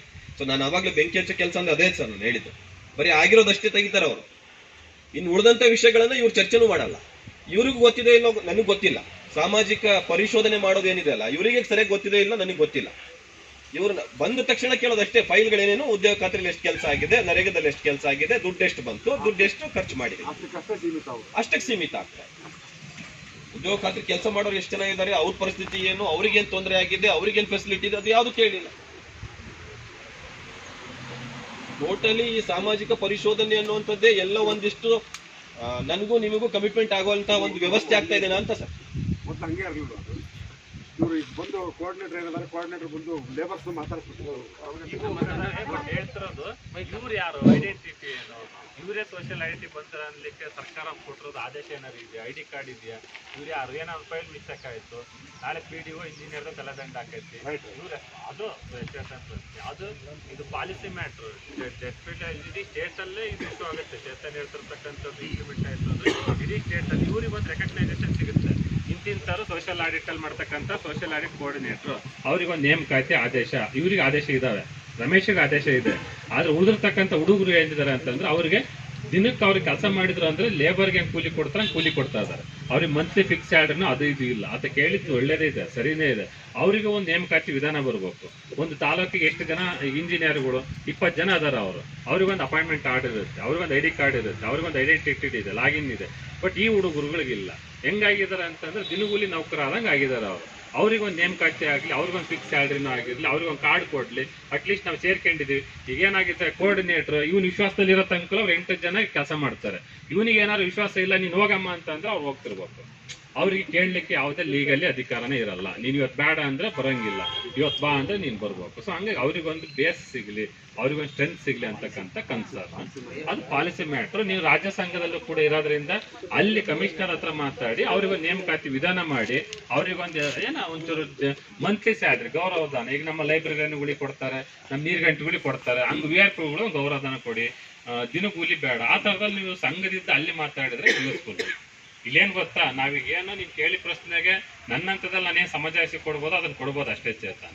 ಇದು ನಿಜವಾಗ್ಲೂ ಅವ್ರಿಗೆ ಯಾವಾಗ ಯೂಸ್ ಆಗುತ್ತೆ ಅಂದ್ರೆ ನಾವು ಇದನ್ನ ಪ್ರತಿನಿಧಿಸಿದಾಗ ಅವ್ರು ಏನ್ ಮಾಡ್ತಾರೆ ಅದನ್ನು ಪಂಚಾಯತಿ ಮೇಲೆ ಹೊರಡ್ತಾರೆ ಹೊರತು ಸರ್ಕಾರದಿಂದ ಏನು ಕಾಕಳವ. ಮತ್ತು ಪಂಚಾಯತಿ ಒಳಗೆ ಯಾವ್ದಾರ ಯೋಜನೆ ಒಳಗೆ ಕಟ್ ಮಾಡಿ ಕೊಡ್ರಿ ಅಂತ ಅಷ್ಟೇ ಮಾಡಿ. ಈ ಹಿಂದಲ್ಲೇ ಬಹಳಷ್ಟು ಅಂತ ನೋಡಿದೀವಿ ನಾವು. ಈಗ ಏನ್ ಮಾಡ್ತಾರೆ, ನಾವು ಇದು ಬಿಗಿಡ್ ಕೂತ್ಕೊಂಡು ಅಂತ ನಿಮ್ಮ ಪಂಚಾಯತಿ ಒಳಗೆ ನಿಮ್ಮ ಪಂಚಾಯತಿ ಕೆಲಸ ಮಾಡ್ತಾನೆ, ಆಯಾ ಪಂಚಾಯತಿ ಒಳಗೆ ಇಷ್ಟೊಂದು ಬರ್ತಾರೆ ಅಂತ. ಎಕ್ಸಾಂಪಲ್ ಕಸ ವಿಲೇವಾರಿ ಕಟ್ಟಕ್ಕೆ ನಮಗೆ ತಿಂಗಳಿಗೆ 30,000 ಖರ್ಚು ಬರ್ತಾ ಇತ್ತು. 1 ರೂಪಾಯಿ ಅನುದಾನ 36,000 ಖರ್ಚು ಬರುತ್ತೆ. 1 ರೂಪಾಯಿ ಕೂಡ ನಮಗೆ ಗೌರ್ಮೆಂಟ್ ಇಂದ ಅನುದಾನ ಬರ್ತಾ ಇಲ್ಲ. ಫೀಸ್ ಕಲೆಕ್ಟ್ ಮಾಡ್ಬೇಕು. ಹೆಚ್ಚು ಕಡಿಮೆ 2 ವರ್ಷದಿಂದ ನನ್ನ ಇದೆಲ್ಲಕ್ಕೆ 23-24,000 ಅಷ್ಟೇ ಕಲೆಕ್ಟ್ ಆಗಿದೆ. ಅದನ್ನ ಏನ್ ಮಾಡ್ತೀವಿ, ವರ್ಗವಂತಲ್ಲಿ ವಸೂಲಾಗೋ ದುಡ್ಡಲ್ಲೋ ಇಲ್ಲ 15ನೇ ಹಣಕಾಸಲ್ಲೋ ಇದರಲ್ಲಿ ಏನೇನು ಅಡ್ಜಸ್ಟ್ ಮಾಡ್ಕೊಂಡು ನೀವು ಈಗ ಚರಂಡಿ ಕ್ಲೀನಿಂಗ್ 198 ಅಂತ ಕೇಳಿದ್ವಿ. ಆ 198 ನಾವು ಚರಂಡಿ ಕ್ಲೀನಿಂಗ್ ಕೊಟ್ಟಿಲ್ಲ. ಅದರಲ್ಲಿ ಮತ್ತೆ ದುಡ್ಡು 30,000 40,000 ಆಫ್ ದ ರೆಕಾರ್ಡ್ ನಾವು ಘಟಕದವರಿಗೆ ಕೊಟ್ಟಿದ್ವಿ. ಅದು ಇಲ್ಲಿ ಹೇಳಕ್ ಬರಲ್ಲ, ನಾವು ಹೇಳಿಲ್ಲ ಅಷ್ಟೇ. ಈಗ ಇವರು ಆಡಿಟ್ ಮಾಡಕ್ಕೆ ಗೌರ್ಮೆಂಟ್ ಎಂಪ್ಲಾಯ್ ಅಲ್ಲ, ಅದೇ ಅವ್ನು ಕೇಳ್ತಾರೆ. ಅವ್ರಿಗೆ ಏನಾದ್ರು ಒಂದು ಬೇಸ್ ಕೊಡಿ. ಆಗತ್ತೆ ಅಂತ 13 ಆಗತ್ತೆ ಅಂತ ಏನು ಬೇಕಿದೆ? ಇವ್ರು ಇದಾರೆ, ಅವ್ರು ಎಂಪ್ಲಾಯ್ ಅಲ್ಲಲ್ಲ, ಅವ್ರು ಎಂಪ್ಲಾಯ್ ಅಲ್ಲಲ್ಲ. ಜಿಲ್ಲಾ ಪಂಚಾಯತಿಯಿಂದ ಅನುಮೋದನೆ ಇದೆ. ಕ್ಯಾಲೆಂಡರ್ ಪ್ರಕಾರ ನಮ್ಮ ಹೆಸರು ಇರುತ್ತೆ. ಅದರಲ್ಲಿ ನೋಡಲ್ ಅಧಿಕಾರಿಗಳ ಪಥನಾಮ ಇರ್ತದೆ. ಗ್ರಾಮ ಸಂಪನ್ಮೂಲ ವ್ಯಕ್ತಿಗಳು ಆ ಕ್ಯಾಲೆಂಡರಲ್ಲಿ ನಂಬರ್ಸ್ ಇರುತ್ತೆ, ಎಷ್ಟು ಜನ ಬರ್ತಾರೆ ಅಂತೇಳಿ ಅವ್ರ ಹೆಸರು ಇರಲ್ಲ. ಅದಕ್ಕೆ ನಾವು ಪ್ರತಿ ವರ್ಷ ಅವ್ರಿಗೆ ತರಬೇತಿಯನ್ನು ಕೊಟ್ಟು ನಾವು ಇವ್ರನ್ನ ಪಂಚಾಯತಿಗಳ ಆ ಕ್ಯಾಲೆಂಡರ್ ಪ್ರಕಾರ ಎಲ್ಲೆಲ್ಲಿದೆ ಅಲ್ಲಿ ಕಳಿಸ್ಕೊಡ್ತೀವಿ. ಅಲ್ಲ ಸರ್, ನಿಮ್ದು ಹೇಳ್ತಾ ಇರೋದು ಇವ್ರಿಗಿದೆ, ನಮಗಿದೆ ಆರ್ಡರ್ ಇದೆ, ಇವ್ರಿಗೆ ಐಡಿ ಕಾರ್ಡ್ ಇದೆ, ಇವ್ರದ್ದು ಎಂಪ್ಲಾಯ್ ಕಾರ್ಡ್ ರೆಕಾರ್ಡ್ ಸರ್ ಗೊತ್ತಾಗುತ್ತೆ. ಇವ್ರದ್ದು ತೊಂದರೆ ಇಲ್ಲ, ಇವ್ರಿಗೆ ಇದೆ. ಬಟ್ ಇವ್ರ ಕೆಳಗಡೆಗೆ 8 ಜನ ಇವ್ರಿಗೆ ಸಪೋರ್ಟಿಂಗ್ ಕಳಿಸ್ತಾರೆ. ಯಾಕಂದ್ರೆ ಈತ ನಮ್ಮ ಹೆಚ್ಚು ಕಡಿಮೆ 119 ಕಟ್ತಾ ಇದ್ದಾರೆ. ಇವ್ರು ಕೆಳಗಡೆ ಕೆಲಸ ಮಾಡೋದು ಏನಾದ್ರು ಮಿಸ್ ಆದಾಗ ಅವ್ರು ಇವ್ರಿಗೆ ಕೇಳ್ತೀವಿ. ಚೇತನ್ ಕೇಳ್ತಿರೋದು ನಾವು ಅವಾಗ ಏನ್ ಮಾಡ್ತೀವಿ ಅಂತ, ರಮೇಶ್ ನೀನ್ ಯಾರು ಕರ್ಕೊಂಡ್ ಬಂದಿದ್ದು ಗೊತ್ತಿಲ್ಲಪ್ಪ, ನಮ್ ಕಡತ ಕೊಡು ಅಂತ ನಾವು ರಮೇಶನೇ ಕೇಳೋದು. ನಾವು ರಮೇಶ್ಗೆ ಕಡತ ಹ್ಯಾಂಡ್ ಓವರ್ ಕೊಡಕ್ಕಾರ ನಾವು ಲೆಕ್ಕ ಹಾಕಿ ಕೊಡ್ತೀವಿ. ನನ್ನ 119 ಕಡ್ತಾ ಇದಾವೆ ಅಂತ ಫಸ್ಟ್ ಬಂದ ದಿನಕ್ಕೆ ಪೂರ್ವಭಾವಿ ಮೀಟಿಂಗ್ ಮಾಡಿಬಿಟ್ಟು ನನ್ನ ವಿಚ್ ಕಡ್ತಾ ಇದಾವೆ ಅಂತ ಹೇಳ್ಬಿಟ್ಟು ಹ್ಯಾಂಡ್ ಓವರ್ ಕೊಡ್ತೀವಿ. ಇವನ್ ಜವಾಬ್ದಾರಿ ವಾಪಸ್ ಹೋಗ್ತಾರೆ, ನಮಗೆ ಕೊಟ್ಟೋಗ್ಬೇಕು. ಅದ್ರಲ್ಲಿ ಅವ್ರು ಯಾರೇ ಮಿಸ್ಟೇಕ್ ಮಾಡಿದ್ರು ನಾವು ಇವತ್ತನೇ ಕೇಳೋದು. ಈತನೇ ಹೊಣೆಗಾರಿಕೆ ಆಗುತ್ತೆ. ಒಬ್ಬನೇ ಮಾಡೋಕ್ಕಾಗಲ್ಲ ಅನ್ನಕ್ಕೆ ಸಪೋರ್ಟಿಂಗ್ ಸ್ಟಾಫ್ 8 ಜನ ಕೊಟ್ಟಿದ್ದಾರೆ. 8 ಜನ ಯಾಕೆ, ಇಲ್ಲಿ ಕಾಮಗಾರಿ ಜಾಸ್ತಿ ಆದ ಕಾರಣಕ್ಕೆ ಇಲ್ಲಿ ಜಾಸ್ತಿ ಜನ ಕೊಡ್ತಾರೆ. ಬೇರೆ ಕಡೆಗೆ 2-3 ಅಷ್ಟೇ ಕೊಡೋದು, ಏನು ಇರಲಿದೆ ಅವ್ರ ಕಾಲಕ್ಕೆ ಅಷ್ಟು ಕೊಡ್ತಾರೆ. ಬಟ್ ಅವ್ರಿಗೊಂದು ಐಡೆಂಟಿಟಿ ಇರಲಿ ಅನ್ನೋದು ಚೇತನ್ ಹೇಳ್ತಾ ಇರ್ತಕ್ಕಂಥದ್ದು ಪ್ರಶ್ನೆ. ಅದು ವ್ಯಾಲಿಡ್ ಇದೆ. ನೀನು ನನ್ನ ಹತ್ರ ಅವ್ರು ಫೋನ್ ಮಾಡಿದಾಗಲೂ ನಾನು ಅದನ್ನೇ ಹೇಳಿದೆ, ನೀವು ಕೇಳಿದ ವ್ಯಾಲಿಡ್ ಇದೆ, ಬಟ್ ವೇದಿಕೆ ಇದಲ್ಲ ಅಂತ ಹೇಳಿದೆ. ಅದಕ್ಕೆ ಸಂಬಂಧಪಟ್ಟಂತೆ ಈಗ ನಮ್ಮ ಗ್ರಾಮ ಸಂಪನ್ಮೂಲ ವ್ಯಕ್ತಿಗಳು ನಿನ್ನೆ ನನಗೆ ಒಂದು ಪತ್ರನ ಕೊಟ್ಟಿದ್ದಾರೆ, ನಮ್ಗೆ ಐಡಿ ಕಾರ್ಡ್ ಬೇಕಂತೇಳಿ. ಅದಕ್ಕೆ ಸಂಬಂಧಪಟ್ಟ ನಾವು ಜಿಲ್ಲಾ ಪಂಚಾಯತಿ ಮತ್ತು ನಮ್ಮ ನಿರ್ದೇಶನಕ್ಕೆ ಗಮನಿಸ್ತಂತ ಅದು ಮುಂದಿನ ದಿನಗಳೇ ಅವ್ರಿಗೆ ಐಡಿ ಕಾರ್ಡ್ ವಿತರಣೆ ಮಾಡಲಿಕ್ಕೆ ನಾವು ವ್ಯವಸ್ಥೆ ಮಾಡ್ತೀವಿ. ಈಗ ನೀವು ಹೇಳಿದ್ರಲ್ಲ ಈಗೆಲ್ಲ ಇಷ್ಟು ದುಡ್ಡು ಖರ್ಚಾಗಿದೆ ಅಂತ ಹೇಳಿ, ಬಟ್ ನಮ್ ಬರ್ದಿರೋ ದುಡ್ಡಿಗೆ ಯಾರು ಹೊಣೆಗಾರರು ಅದನ್ನ ಹೇಳಿ. ಆ ದುಡ್ಡು ಯಾವಾಗ ಕೊಡ್ತೀರ ಅದನ್ನ ಹೇಳಿ. ನೀವು ಕೇವಲ ಹಣ ಖರ್ಚು ಮಾಡಿರೋದ್ರಲ್ಲಿ ಅದನ್ನ ಹಿಂಪಡೆಯೋದ್ರಲ್ಲಿ ಮಾತ್ರ ರಿಪೋರ್ಟ್ ಗಳನ್ನ ಹಾಕ್ತಾ ಇದ್ದೀರಾ. ಏನಾದ್ರು ನಮ್ಮ ಪಂಚಾಯತಿಗಳಲ್ಲಿ ಏನಾದ್ರು ಈಗ ಈ ಕಾಮಗಾರಿ ಆಗಿಲ್ಲ, ಇಷ್ಟು ದುಡ್ಡು ವಾಪಸ್ ಕಟ್ಟಬೇಕು ಅಂತಂದ್ರೆ ಕಟ್ಟಿಸ್ತೀರಿ ನೀವು. ಅದನ್ನ ವಾಪಸ್ ಸರ್ಕಾರ ಕಟ್ಟಲೇಬೇಕು ಅಂತ ಆದೇಶ ಮಾಡ್ತೀರಿ. ಅದೇ ನಿಮ್ಮ ಹೆಸರು ಮೇಲೆ ಅದು 100% ಆಗುತ್ತೆ. ಅವ್ರು ಕಟ್ಟಲೇಬೇಕು, ಅನಿವಾರ್ಯ ಕಟ್ಟಲೇಬೇಕು. ಅವ್ರು ಸ್ಯಾಲ್ರಿ ಕಟ್ತಾರೆ, ಎಲ್ಲಿ ಕಟ್ತಾರೆ ಗೊತ್ತಿಲ್ಲ, ದುಡ್ಡು ಕಟ್ಟಬೇಕು. ಈಗ ಬಂದಿಲ್ಲ ಆ ದುಡ್ಡು, ಆ ದುಡ್ಡಿಗೆ ಯಾರು ಹೊಣೆಗಾರ? ರಿಪೋರ್ಟ್ ಮಾಡ್ಬೋದಾ? ಪೇಮೆಂಟ್ ಬರುತ್ತೆ, ಅದು ಈಗ ಬರುತ್ತೆ, ಬರ್ದೇ ಹೋಗಿದ್ದಕ್ಕೆ ನೀವೇನಾದ್ರೂ ರಿಪೋರ್ಟ್ ಮಾಡೋದಲ್ಲ. ನಾವು ಪ್ರೊಸೀಡಿಂಗ್ ಅಲ್ಲಿ ಯಾವ ಕಾಮಗಾರಿ ಹಣ ಪೇಮೆಂಟ್ ಆಗಿಲ್ಲ ಅದನ್ನ ಮತ್ತೆ ಅದನ್ನ ರೆಕಾರ್ಡ್ ಮಾಡಿ ಅದನ್ನ ನಾವು ವರದಿಯನ್ನ ಕೊಡ್ತೇವೆ. NMR ವಿಚಾರದಲ್ಲಿ ಏನಾಗುತ್ತೆ ಅಂದ್ರೆ ನಾವು MIS ಮಾಡಿ ಕೊಟ್ಲೆ ನಾವು ಡಾಂಗಲ್ ಹಾಕ್ತಿವಿ. ಫೈನಾನ್ಷಿಯಲ್ ಸ್ಟೇಟ್ಮೆಂಟ್ ಅಲ್ಲೂ ಅದು ಪೇಮೆಂಟ್ ಡನ್ ಅಂತಲೇ ಬರುತ್ತೆ. ಬಟ್ ಅಕೌಂಟಿಗೆ ಜಮಾ ಆಗಲ್ಲ. ಅದು PFMS ಇದ್ದಾಗ ಸೆಂಟ್ರಲ್ ನವ್ರು ದುಡ್ಡು ಕೊಟ್ಟಾಗ ಅಲ್ಲಿಂದ ಹೋಗುತ್ತೆ. ನಾವ್ 8 ದಿನದೊಳಗಡೆಗೆ ಆಗೈತೆ. ನನ್ ಲೆಕ್ಕಕ್ಕೂ ಪೇಮೆಂಟ್ ಆಗಿದೆ, ನಾನು ಡಾಂಗಲ್ ಹಾಕಿರ್ತೀನಿ, ಅಧ್ಯಕ್ಷರದ್ದು ಡಾಂಗಲ್ ಆಗಿರುತ್ತೆ. ಫೈನಾನ್ಷಿಯಲ್ ಸ್ಟೇಟ್ಮೆಂಟ್ ಅಲ್ಲಿ ಆಲ್ರೆಡಿ ಪೇಮೆಂಟ್ ಡನ್ ಅಂತ ಬರುತ್ತೆ. ಬಟ್ ಅವ್ರ ಸರ್ಕಾರದವರು ಆ FTOಗಳನ್ನ ಮತ್ತೆ ಪ್ರಯಾರಿಟಿ ಮೇಲೆ ಕ್ಲಿಯರ್ ಮಾಡ್ಕೊಂತ ಬರ್ತಾರೆ. ಅವ್ರು ಯಾವಾಗ ಕ್ಲಿಯರ್ ಮಾಡ್ತಾರೆ ಅವಾಗ ಅವ್ರಿಗೆ NMR ಜನ ಆಗೋದು. ಅದು ವಾರನೂ ಆಗ್ಬೋದು, ತಿಂಗಳು ಆಗ್ಬೋದು. ಅದರಲ್ಲೂ ಕೂಡ ಇಯರ್ ಸ್ಟಾರ್ಟಿಂಗ್ ಅಲ್ಲಂತೂ ಬಜೆಟ್ ದುಡ್ಡು ಬರೋವರೆಗೂ ಆಗದೇ ಇಲ್ಲ. 3 ತಿಂಗಳು ತನಕ ಆಗಿದಾವೆ. ನಮ್ಮ ಪ್ರಕಾರ ಪೇಮೆಂಟ್ ಆಗಿರುತ್ತೆ. ಈಗ ಈ ಓದಿದನಲ್ಲ ಅದ್ರಲ್ಲಿ ಇನ್ನೂ 19 ಲಕ್ಷ ಸಪ್ಲೈ ಬಿಲ್ ಪೇಮೆಂಟ್ ಆಗಿಲ್ಲ. ಈ ತರ ಓದ್ಬಿಟ್ಟ ರಿಪೋರ್ಟ್ ಅಲ್ಲಿ ಮುಕ್ತಾಯ ಆಗಿದೆ, ಪೇಮೆಂಟ್ ಆಗಿದೆ ಅಂತ. ಇನ್ನು ನಾವು ಪೇಮೆಂಟ್ ಮಾಡಿಲ್ಲ. ಇವ್ರು MIS ಆತೋದ್ ಕೂಡಲೇ ಇವ್ರ ಲೆಕ್ಕಕ್ಕೆ ಪೇಮೆಂಟ್. ಆದ್ರೆ ಇವ್ರ ಲೆಕ್ಕಕ್ಕೆ MIS ಆತ ಅಂದ್ರೆ ಇವ್ರದ್ದು ಪೇಮೆಂಟ್. ನಮ್ಮದು ಬ್ಯಾಂಕಿಗೆ ಜಮಾ ಆದ್ಮೇಲೆ ನಿಮ್ ಲೆಕ್ಕದ ಪೇಮೆಂಟ್. ಹಂಗಾಗಿ ಇದು ವ್ಯತ್ಯಾಸ ಆಗುತ್ತೆ. ಬಂದೇ ಅಲ್ಲ ₹1 ಅದೇನ ಸ್ಪರ್ಶ ಅಂತ ಸರ್ ಏನಾಗಿದೆ, ನಮ್ಮಲ್ಲಿ ಉದ್ಯೋಗ ಖಾತ್ರಿ ಕೆಲ್ಸಕ್ಕೆ ಹೋಗ್ತಕ್ಕಂತ ಮಕ್ಕಳಿಲ್ಲ. ಅದು ಯಾವುದೇ ಕಾರಣಕ್ಕೆ ನಮ್ಮಲ್ಲಿ ಏನೋ ಕೂಸಿನ ಮನೆಯನ್ನ ಬೇಡ ಅಂತ ನಾವು ಒಂದು ರೆಸಲ್ಯೂಷನ್ ಮಾಡ್ತೀವಿ ಸರ್ ಪಂಚಾಯತಿ ಒಳಗೆ. ನಿಮಗೆ ಸ್ಪಷ್ಟವಾಗಿ ಗೊತ್ತಿದೆ ಸರ್, ನೀವು ಬಹಳ ಕಡೆ ಹೋಗಿದ್ರಿ, ನಿಮಗೆ ಗೊತ್ತಿದೆ. ಗ್ರಾಮ ಸಭೆಯಲ್ಲಿ ನಿರ್ಣಯ ಆಗಿರ್ತಕ್ಕಂಥದ್ದನ್ನ ಸುಪ್ರೀಂ ಕೋರ್ಟ್ ಕೂಡ ಎತ್ತಿ ಹಿಡಿಯುತ್ತೆ ಅಂತ ಹೇಳಿ. ನಮ್ಮ ಊರಲ್ಲಿ ಇಲ್ಲ, ನನಗೆ ಬೇಡ, ಅದ್ರ ಖರ್ಚು ವೆಚ್ಚ ನಮಗೆ ಆಗಲ್ಲ, ನೀಗಿಸಕ್ ಆಗಲ್ಲ ಅಂತ ಅದನ್ನ ಹೇಳಿದ್ರೆ ಒಬ್ಬ ಅಧಿಕಾರಿ ಹೇಳ್ತಾನೆ. ಎಂತೆಂತ ಅಧಿಕಾರಿ ಬರ್ತಾರಂದ್ರೆ ನಮ್ಮಲ್ಲಿ ಈಗ ಯಾಕೆ ಇದು ಜನಗಳ ಮುಂದೆ ಪ್ರಸ್ತಾವನೆ ಮಾಡ್ತಿದೀವಿ ಅಂದ್ರೆ ನಮ್ಮ ಪರಿಸ್ಥಿತಿಯನ್ನ ಈ ಕಡೆ ಏನು ಇಲಿ ನುಂಗಿದ ಬೆಕ್ಕು ತರ ಆಗ್ಬಿಟ್ಟಿದೆ. ನಾವೀಗ ವಿಲ ಒದ್ದಾಡ್ತಿದೀವಿ. ಈ ಕಡೆ ಜನಗಳಿಗೂ ಹೇಳಕ್ ಆಗ್ತಿಲ್ಲ, ಆ ಕಡೆ ಕೆಲಸ ಮಾಡಕ್ಕೂ ಆಗ್ತಿಲ್ಲ. ನಮ್ಮ ಪರಿಸ್ಥಿತಿ ಹಂಗೈತೆ. ಸರಿ ಹೇಳಿದ್ರು, ಬಹಳ ಅವ್ರು ಕ್ಲಿಯರ್ ಆಗಿ ಹೇಳಿದಾರೆ. ಅವರು ಓಡಾಡಕ್ ಆಗ್ತಿಲ್ಲ ರಸ್ತೆಗಳು ನಮಗೆ ಇಲ್ಲಿಂದ. ಆದ್ರೆ ಅಲ್ಲಿ ಅನುದಾನ ಇಲ್ಲ, ಯಾವ ಕಡೆಯಿಂದ ಮಾಡ್ಬೇಕು ಅನ್ನೋದು ನಮಗೂ ಗೊತ್ತಾಗ್ತಿಲ್ಲ. ಒಬ್ಬ ಅಧಿಕಾರಿ ಬರ್ತಾನೆ, ಅವನು ಬ್ಲೀಚಿಂಗ್ ಪೌಡರ್ ಕೊಡ್ತಾನೆ, ನಮ್ಮೂರ್ ಹೆಣ್ಮಕ್ಳಿಗೆ ಸೀರೆನು ಕಳಿಸ್ತಾನೆ. ಸಾರಿ ಸರ್, ಅವನು ಅದೊಂದು ಬಿಟ್ಟಿದ್ದ. ಬೇಕಾದ ಪಂಚಾಯತಿಗೆಲ್ಲ ಅವನು ಅಲ್ಲಿಂದನೇ ಕಳ್ಸ್ಬಿಡೋನು, ಬಿಲ್ ಮಾಡ್ರಿ ಅಂತ ಹೇಳೋನು. ಅವ್ರು ಹೋದ್ರು ಸರ್. ಇನ್ನೊಬ್ರು ಅಧಿಕಾರಿ ಬರ್ತಾರೆ, ನಾವು ರೆಸಲ್ಯೂಷನ್ ಮಾಡಿದ್ರೆ ಅದನ್ನ ಸೂಪರ್ಸೀಡ್ ಮಾಡ್ರಿ ಅಂತಾರೆ. ಜನಗಳು ಹೇಳೋ ಲೆಕ್ಕಕ್ಕೆ ಇಲ್ಲೇ ಇಲ್ಲ. ಅವ್ರೇನ್ ಹೇಳ್ತಾರೆ ಅದೇ ಫೈನಲ್ ಆಗ್ಬೇಕು ಅಂತ ಹೇಳ್ತಾರೆ. ನೀವು ಗ್ರಾಮ ಸಭೆ ಒಳಗೆ ಆಗಿದ್ದನ್ನ ಸೂಪರ್ಸೀಡ್ ಮಾಡ್ರಿ ಅಂತ. ಹೌದು ಸರ್, ಯಾರು ನೀವು ರಿಪೋರ್ಟ್ ಮಾಡ್ರಿ ಅದನ್ನ. ಅದನ್ನೇ ಹೇಳ್ತಾ ಇದೀವಿ ನಾವು. ಒಬ್ಬ ಅಧಿಕಾರಿ ಹೆಂಗ್ ಬರ್ತಾರೆ, ಒಬ್ಬ ಅಧಿಕಾರಿ ಹಿಂಗ್ ಬರ್ತಾರೆ. ಸರಿ ಆಯ್ತು ಸರ್, ಕೂಸಿನ ಮನೆ ಬೇಡ ಅಂತ ಅವ್ರು ರೆಸಲ್ಯೂಷನ್ ಇದ್ರೊಳಗೆ ಮಾಡ್ತೀವಿ. ಮಾಡಾದ್ಮೇಲೆ ಅದಕ್ಕೆ ಸರ್ಕಾರ ಏನು ನಮ್ಗೆ ಇದನ್ನ ಕೊಟ್ಟಿದೆ, ಅಧಿಕಾರ ಕೊಟ್ಟಿದೆ. ಅದಕ್ಕೆ ಈ ಸಭೆಯಲ್ಲಿ ಏನ್ ತೀರ್ಮಾನ ಆಗುತ್ತೆ ಆ ತೀರ್ಮಾನ ಸುಪ್ರೀಂ ಕೋರ್ಟ್ ಕೂಡ ಎತ್ತಿದೆ. ಆದ್ಮೇಲೆ ನೀವು ಯಾವ ಅಧಿಕಾರಿ ಕೇಳೋದಕ್ಕೆ ಇವ್ರಿಗೆ ಒತ್ತಡ ಆಗ್ತಾರೆ ಸರ್, ಪಿಡಿಒ ಒತ್ತಡ ಆಗ್ತಾರೆ. ಪಿಡಿಒ ಅವಾಗ ಫೋನ್ ಮಾಡ್ತಾರೆ, ಬಿಟ್ಬಿಟ್ರಪ್ಪ ಏನಾಯ್ತು ನಮ್ಮ ಪರಿಸ್ಥಿತಿ ಸರ್, ಒದ್ದಾಡಕ್ ಆಗ್ತದೆ ಅಂತ. ಪರಿಸ್ಥಿತಿ ಹೆಂಗ್ ಕ್ರಿಯೇಟ್ ಆಗುತ್ತೆ ಅಂದ್ರೆ ನೌಕರನೇ ಉಳಿಯಲ್ಲ ಅನ್ನೋ ಪರಿಸ್ಥಿತಿ ಕ್ರಿಯೇಟ್ ಆಗುತ್ತೆ. ಎಂತದಾಗಿದೆ ಅಂದ್ರೆ ಸರ್, ತೀರ್ಮಾನ ಮಾಡಿದ ತೀರ್ಮಾನದ ಆಧಾರದ ಮೇಲೆ ಅಲ್ಲ ಸರ್, ಕುಂದೂರಿಂದ ಒಂದು ಇದು ಅಧಿಕಾರಿ ಏನ್ ಆದೇಶ ಹೊರಡ್ತಾನೆ ಅದ್ರ ಮೇಲೆ ಅಲ್ಲ. ನಮಗೆ ಏನ್ ಬೇಕು ಅನ್ನೋ ತೀರ್ಮಾನದ ಮೇಲೆ ಅವ್ರು ತೀರ್ಮಾನ ಸರ್. ಒಂದೇನಾಗಿದೆ ಅಂದ್ರೆ ಸರ್, ಎಂತೆಂತದಾಗುತ್ತೆ ಅಂದ್ರೆ ಕುಂದೂರು ಸರ್, ಇಲ್ಲಿ ನಮ್ಮ ಪಕ್ಕದ ಕುಂದೂರು, ಇಲ್ಲಿಂದ ಒಂದು 8 ಕಿಲೋಮೀಟರ್ ದೂರದಲ್ಲಿದೆ ಸರ್ ಕುಂದೂರು. ಕುಂದೂರಿಂದ ವೆಂಕಟೇಶ್ ಅನ್ನೋ ವ್ಯಕ್ತಿ ಒಂದು ಸಂವಿಧಾನ ಪೀಠಕ್ಕೆ ಒಂದು ಚಾರ್ಟ್ ಕಳಿಸ್ತಾನೆ ಸರ್. ಇಲ್ಲಿಗೆ ಟ್ರಾನ್ಸ್ಪೋರ್ಟೇಷನ್ ಅಂತೇಳಿ ₹800 ಆಗ್ತಾನೆ ಸರ್. ಕುಂದೂರಿಂದ ಇಲ್ಲಿಗೆ ಬರಕ್ ಸರ್ ₹10 ಕೊಟ್ರೆ ಸೀದಾ ಹೋಗ್ತೀವಿ ಸರ್. ₹800 ತಗೊಂಡ ಸರ್, ಅದು ಕಡ್ಡಾಯ ಕೊಡ್ಲೇಬೇಕು, ಇಲ್ಲ ಆ ಪಿಡಿಒಗಳಿಗೆ ಹಿಂಸೆ ಮಾಡ್ತಾರೆ. ನಾವು ಬೇಡ ಅನ್ನಕ್ಕೂ ಅವರು ಇನ್ನೊಂದು ಮೂಲದಿಂದ ಎಲ್ಲೋ ಅಡ್ಜಸ್ಟ್ ಮಾಡ್ಬೇಕು. ಈಗ ಹೇಳಿದ್ರಲ್ಲ ಸರ್, ಈಗ ಒಂದೊಂದು ಹಂತದಲ್ಲೂ ಕೂಡ ಕಸ ವಿಲೇವಾರಿ ಘಟಕ ನಿರ್ವಹಣೆ ಮಾಡ್ಲೇಬೇಕು, ಅನಿವಾರ್ಯ. ಅವ್ರ ಕೆಲಸ ಕುತ್ತಿಗೆ ಬರ್ತದೆ. ₹19.5 ಲಕ್ಷ ನಾನು ಲೆಕ್ಕ ಕೇಳ್ತೀನಿ. ಈಗ ನೀವ್ ಹೆಂಗ್ ಮಾಡಿದ್ರಿ ಅಂತ ಅವ್ರು ಅದನ್ನ ಹೇಳಲ್ಲ, ಒಳಗಡೆ ಲೆಕ್ಕ ಮಾಡಿರೋದು. ಬಟ್ ಜನ ಕೇಳೋರಿಗೆ ಏನಾಗ್ತಾ ಇದೆ, 19.5 ಲಕ್ಷದಲ್ಲಿ ಬರೀ ಕುಡಿಯೋ ನೀರಿನ ಸಾಮಗ್ರಿ ಹೆಂಗ್ ತರಕ್ ಆಯ್ತು ಇವರಿಗೆ? ನಾವು ಒಂದ್ ಬೋರ್ ಕೊರ್ಸಿದ್ರೆ ಎಷ್ಟು ದುಡ್ಡು ಬರ್ತದೆ? 1 ಲಕ್ಷ 1.5 ಲಕ್ಷ. ಅದಕ್ಕೆ ಮೋಟರ್ ಈಟ್ರಿ ಎಲ್ಲ ಹೇಳ್ಸಿದ್ರೆ ನಮಗೆ ₹4 ಲಕ್ಷ ಬರ್ತದೆ. 19 ಲಕ್ಷ ಹೆಂಗ್ ಬಂತು? 55 ಲಕ್ಷ ಹೆಂಗ್ ಲೆಕ್ಕ ಆಯ್ತು? ಈ ಲೆಕ್ಕಗಳು ಕೇಳ್ತಾ ಇದೀವಿ ಸರ್. ಬಟ್ ಇವ್ರ ಅಡ್ಜಸ್ಟ್ಮೆಂಟ್ ಏನ್ ಗೊತ್ತಾ, ಇವರು MBK ಅವ್ರಿಗೆ ಹೋದ್ರೆ ಅವ್ರಿಗೆ ದುಡ್ಡು ಕೊಡಲ್ಲ ಅನ್ನೋದಕ್ಕೆ ಮತ್ತೆ ಒಂದು ₹36,000 ಕೊಟ್ಟು ನಾವು ಕಸ ವಿಲೇವಾರಿ ಘಟಕಕ್ಕೆ ಅದಕ್ಕೆ ದುಡ್ಡು ಕೊಡ್ತಾನೆ ಹೋಗ್ಬೇಕು. ಅದನ್ನ ಆಡಿಟ್ ಅಲ್ಲಿ ತೋರ್ಸಂಗಿಲ್ಲ. ಈ ಸೋಷಿಯಲ್ ಆಡಿಟ್ ಅವ್ರು ಹೇಳ್ತಾರೆ ನೀವೇನ್ ಕೊಟ್ರಿ ಆ ದುಡ್ಡನ್ನ ಅಂತ ಪ್ರಶ್ನೆ ಕೇಳ್ತಾರೆ. ಒಬ್ಬ ಅಂಗವಿಕಲನಿಗೆ ನಾವು 5% ದುಡ್ಡಿದೆ, ಅದ್ರಲ್ಲಿ ಏನಾದ್ರು ಅವ್ನು ಇಂಡಿವಿಜುವಲ್ ಆಗಿ ಏನಾದ್ರು ದುಡಿಮೆ ಮಾಡ್ಕೊಳ್ಳಿ ಅಂತ ಹೇಳಿ ದುಡ್ಡು ತೆಗೆಯಕ್ ಹೋದ್ರೆ ಅದಕ್ಕೆ ದುಡ್ಡು ಕೊಡಕ್ಕೆ ಅವಕಾಶ ಇಲ್ಲ. ಇವರೇ ಏನ್ ಮಾಡ್ತಾರೆ, ಅದನ್ನ ಅಬ್ಜೆಕ್ಷನ್ ಬರೆದು ವಸೂಲಾತಿಗೆ ಇಡ್ತಾರೆ. ಆದ್ರೆ ಅವನಿಗೆ ಕೊಡ್ಲೇಬೇಕು ನಾವು, ಅನಿವಾರ್ಯತೆ. ಏನೋ ಕಾಮಗಾರಿ ಮಾಡ್ರಿ, ಇನ್ನೊಂದೇನೋ ಮಾಡ್ರಿ ಅಂತಾರೆ. ಎಲ್ಲ ಕಾಮಗಾರಿ ಮಾಡೋದಾ? ಈ ತರದ ವ್ಯವಸ್ಥೆಯಲ್ಲಿ ಬದುಕ್ತಿದೀವಿ ಸರ್. ಆದ್ರೆ ಜನಗಳಿಗೆ ನಾವು ಹೇಳೋದು, ನಾನು ಅವಾಗ್ಲೇ ಹೇಳಿದ್ದೆ, ನಮ್ಮ ಪರಿಸ್ಥಿತಿ ಹೆಂಗಾಗಿದೆ ಅಂದ್ರೆ ಇಲ್ಲಿ ನುಂಗಿದ ಬೆಕ್ಕ ತರ ಆಗ್ಬಿಟ್ಟಿದೀವಿ ಸರ್. ಸಾಯಂಗೂ ಇಲ್ಲ, ಬದುಕಂಗೂ ಇಲ್ಲ, ಹಂಗಾಗಿದೆ. ಬಟ್ ಹೊಟ್ಟೆ ಅಂತೂ ನೋವ್ತಾ ಇದೆ ಸರ್, ಕೇಳಿಸ್ಕೊಂಡ್ ಪದಗಳನ್ನ. ಇಲ್ಲಿ ನುಂಗಿದ ಬೆಕ್ಕಲ್ಲಿ ಇಲ್ಲಿಂದ ಬೆಕ್ಕ ನೀವು ಬೆಕ್ಕಾಗ್ಬಿಟ್ಟಿದೀವಿ ಸರ್. ಈಗ ಒದ್ದಾಡ್ತಾ ಇದೆ ಒಳಗಡೆ ಇಲ್ಲಿ.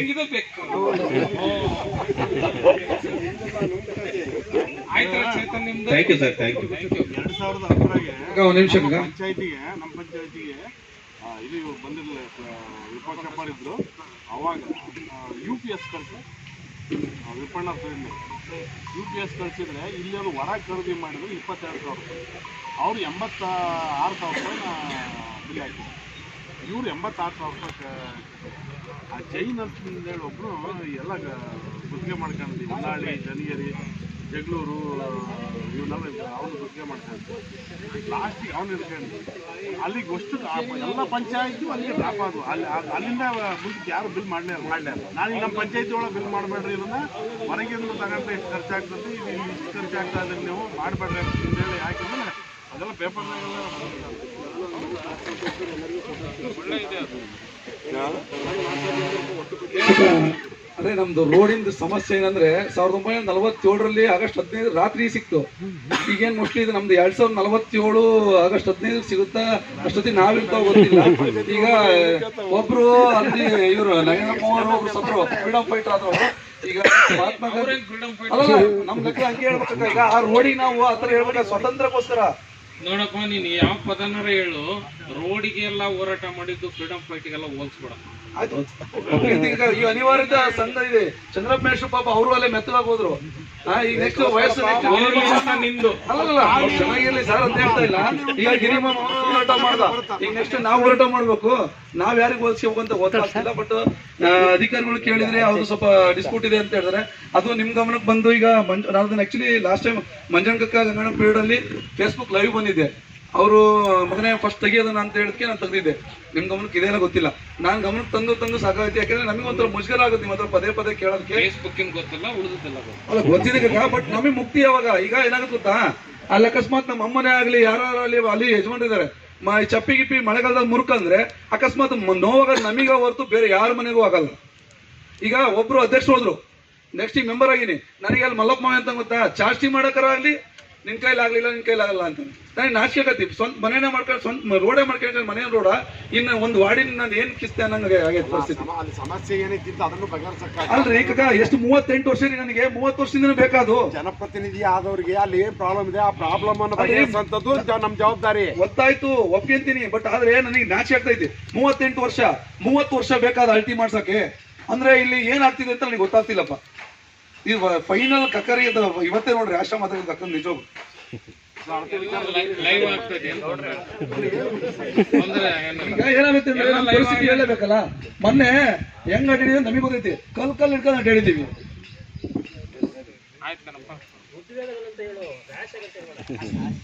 No problem. ಯಾವ ಪದ ಅಲ್ಲ ಇರ್ಲಿ, ಪರವಾಗಿಲ್ಲ. ಅವರು ಚಿಕ್ಕಪ್ಪರ ಆಗ್ತಾರೆ ಬಿಡು. ನಾವು ಅಪ್ಪ ಮಕ್ಳ ತರನೇ ಮಾತಾಡ್ತೀವಿ. ಕಾಲೂರಲ್ಲಿ ಇರೋದು ಎಲ್ಲರೂ ಹೆಂಗಿದೀವಿ ಹೇಳ್ರಿ, ಅಪ್ಪ ಮಕ್ಳ ತರ ಮಾತಾಡೋದು. ಯಾವ ಪದ ಬಳಸುತ್ತೆ ತೊಂದ್ರೆ ಇಲ್ಲ. ಆಯ್ತಾನಪ್ಪ ಕಿರಣ್, ನನಗೆ ಈ ಮಂಜಣ್ಣ ಇದು ಮಾಡಿ ನೋಡಿ ದಯಮಾಡಿ ನೀವು ಬಗೆಹರಿಸಲೇಬೇಕು, ದಯಮಾಡಿ. ಅಲ್ಲ ನನಗೆ 3-4 ನಿಮಿಷ ಮಾತಾಡ್ತೀನಿ ಅಷ್ಟೇ. ಲೈವ್ ಮೇಂಟೈನ್ ಮಾಡಿ ಸರ್. ನಮ್ಮ ಕಡೆ ಸ್ವಲ್ಪ ನೋಡ್ರಿ, ರೋಡ್ ಎಲ್ಲ ಚರಂಡಿ ಇಲ್ಲ. ನಾವು ಹೆಂಗೆ ಮಾಡೋದು ಜೀವನ ಮಾಡಕ್ಕೆ? ನಾವು ಹೆಂಗೆ ಜೀವನ ಮಾಡಕ್ಕೆ? ಎಷ್ಟು ವರ್ಷ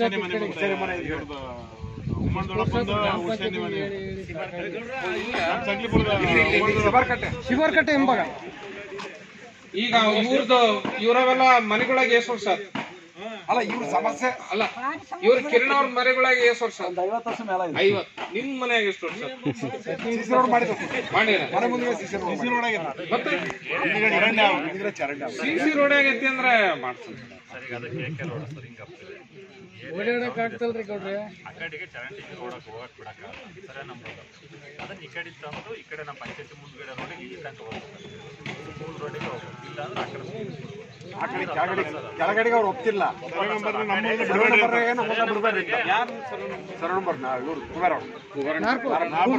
ಹಂಗೆ ಓಟ ಇತ್ತು ಸರ್, ಅದು ಚರಂಡಿ ಮಾಡ್ತೇವೆ. ಈಗ ಉಲ್ಟಾ ಮಾಡಿದ್ರೆ ನೀರು ಹತ್ತಲ್ಲ.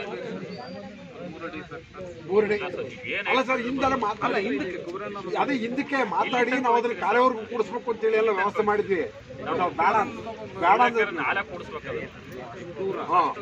ಅದು ಇವ್ರ ಅಲ್ಲಿ ಅವ್ರು ದಾಟಿದ ಮೇಲೆ ಪಕ್ಕದ ಕಲೇಶ್ ಇದೆ.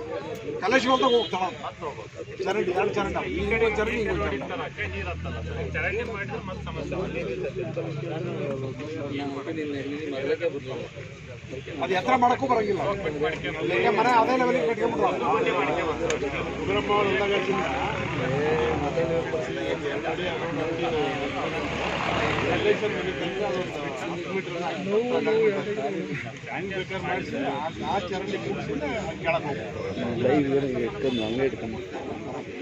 ಅವ್ರಿಗೆ ಮಾತಾಡಕ್ಕೆ ಬಿಡ್ತಿಲ್ಲ.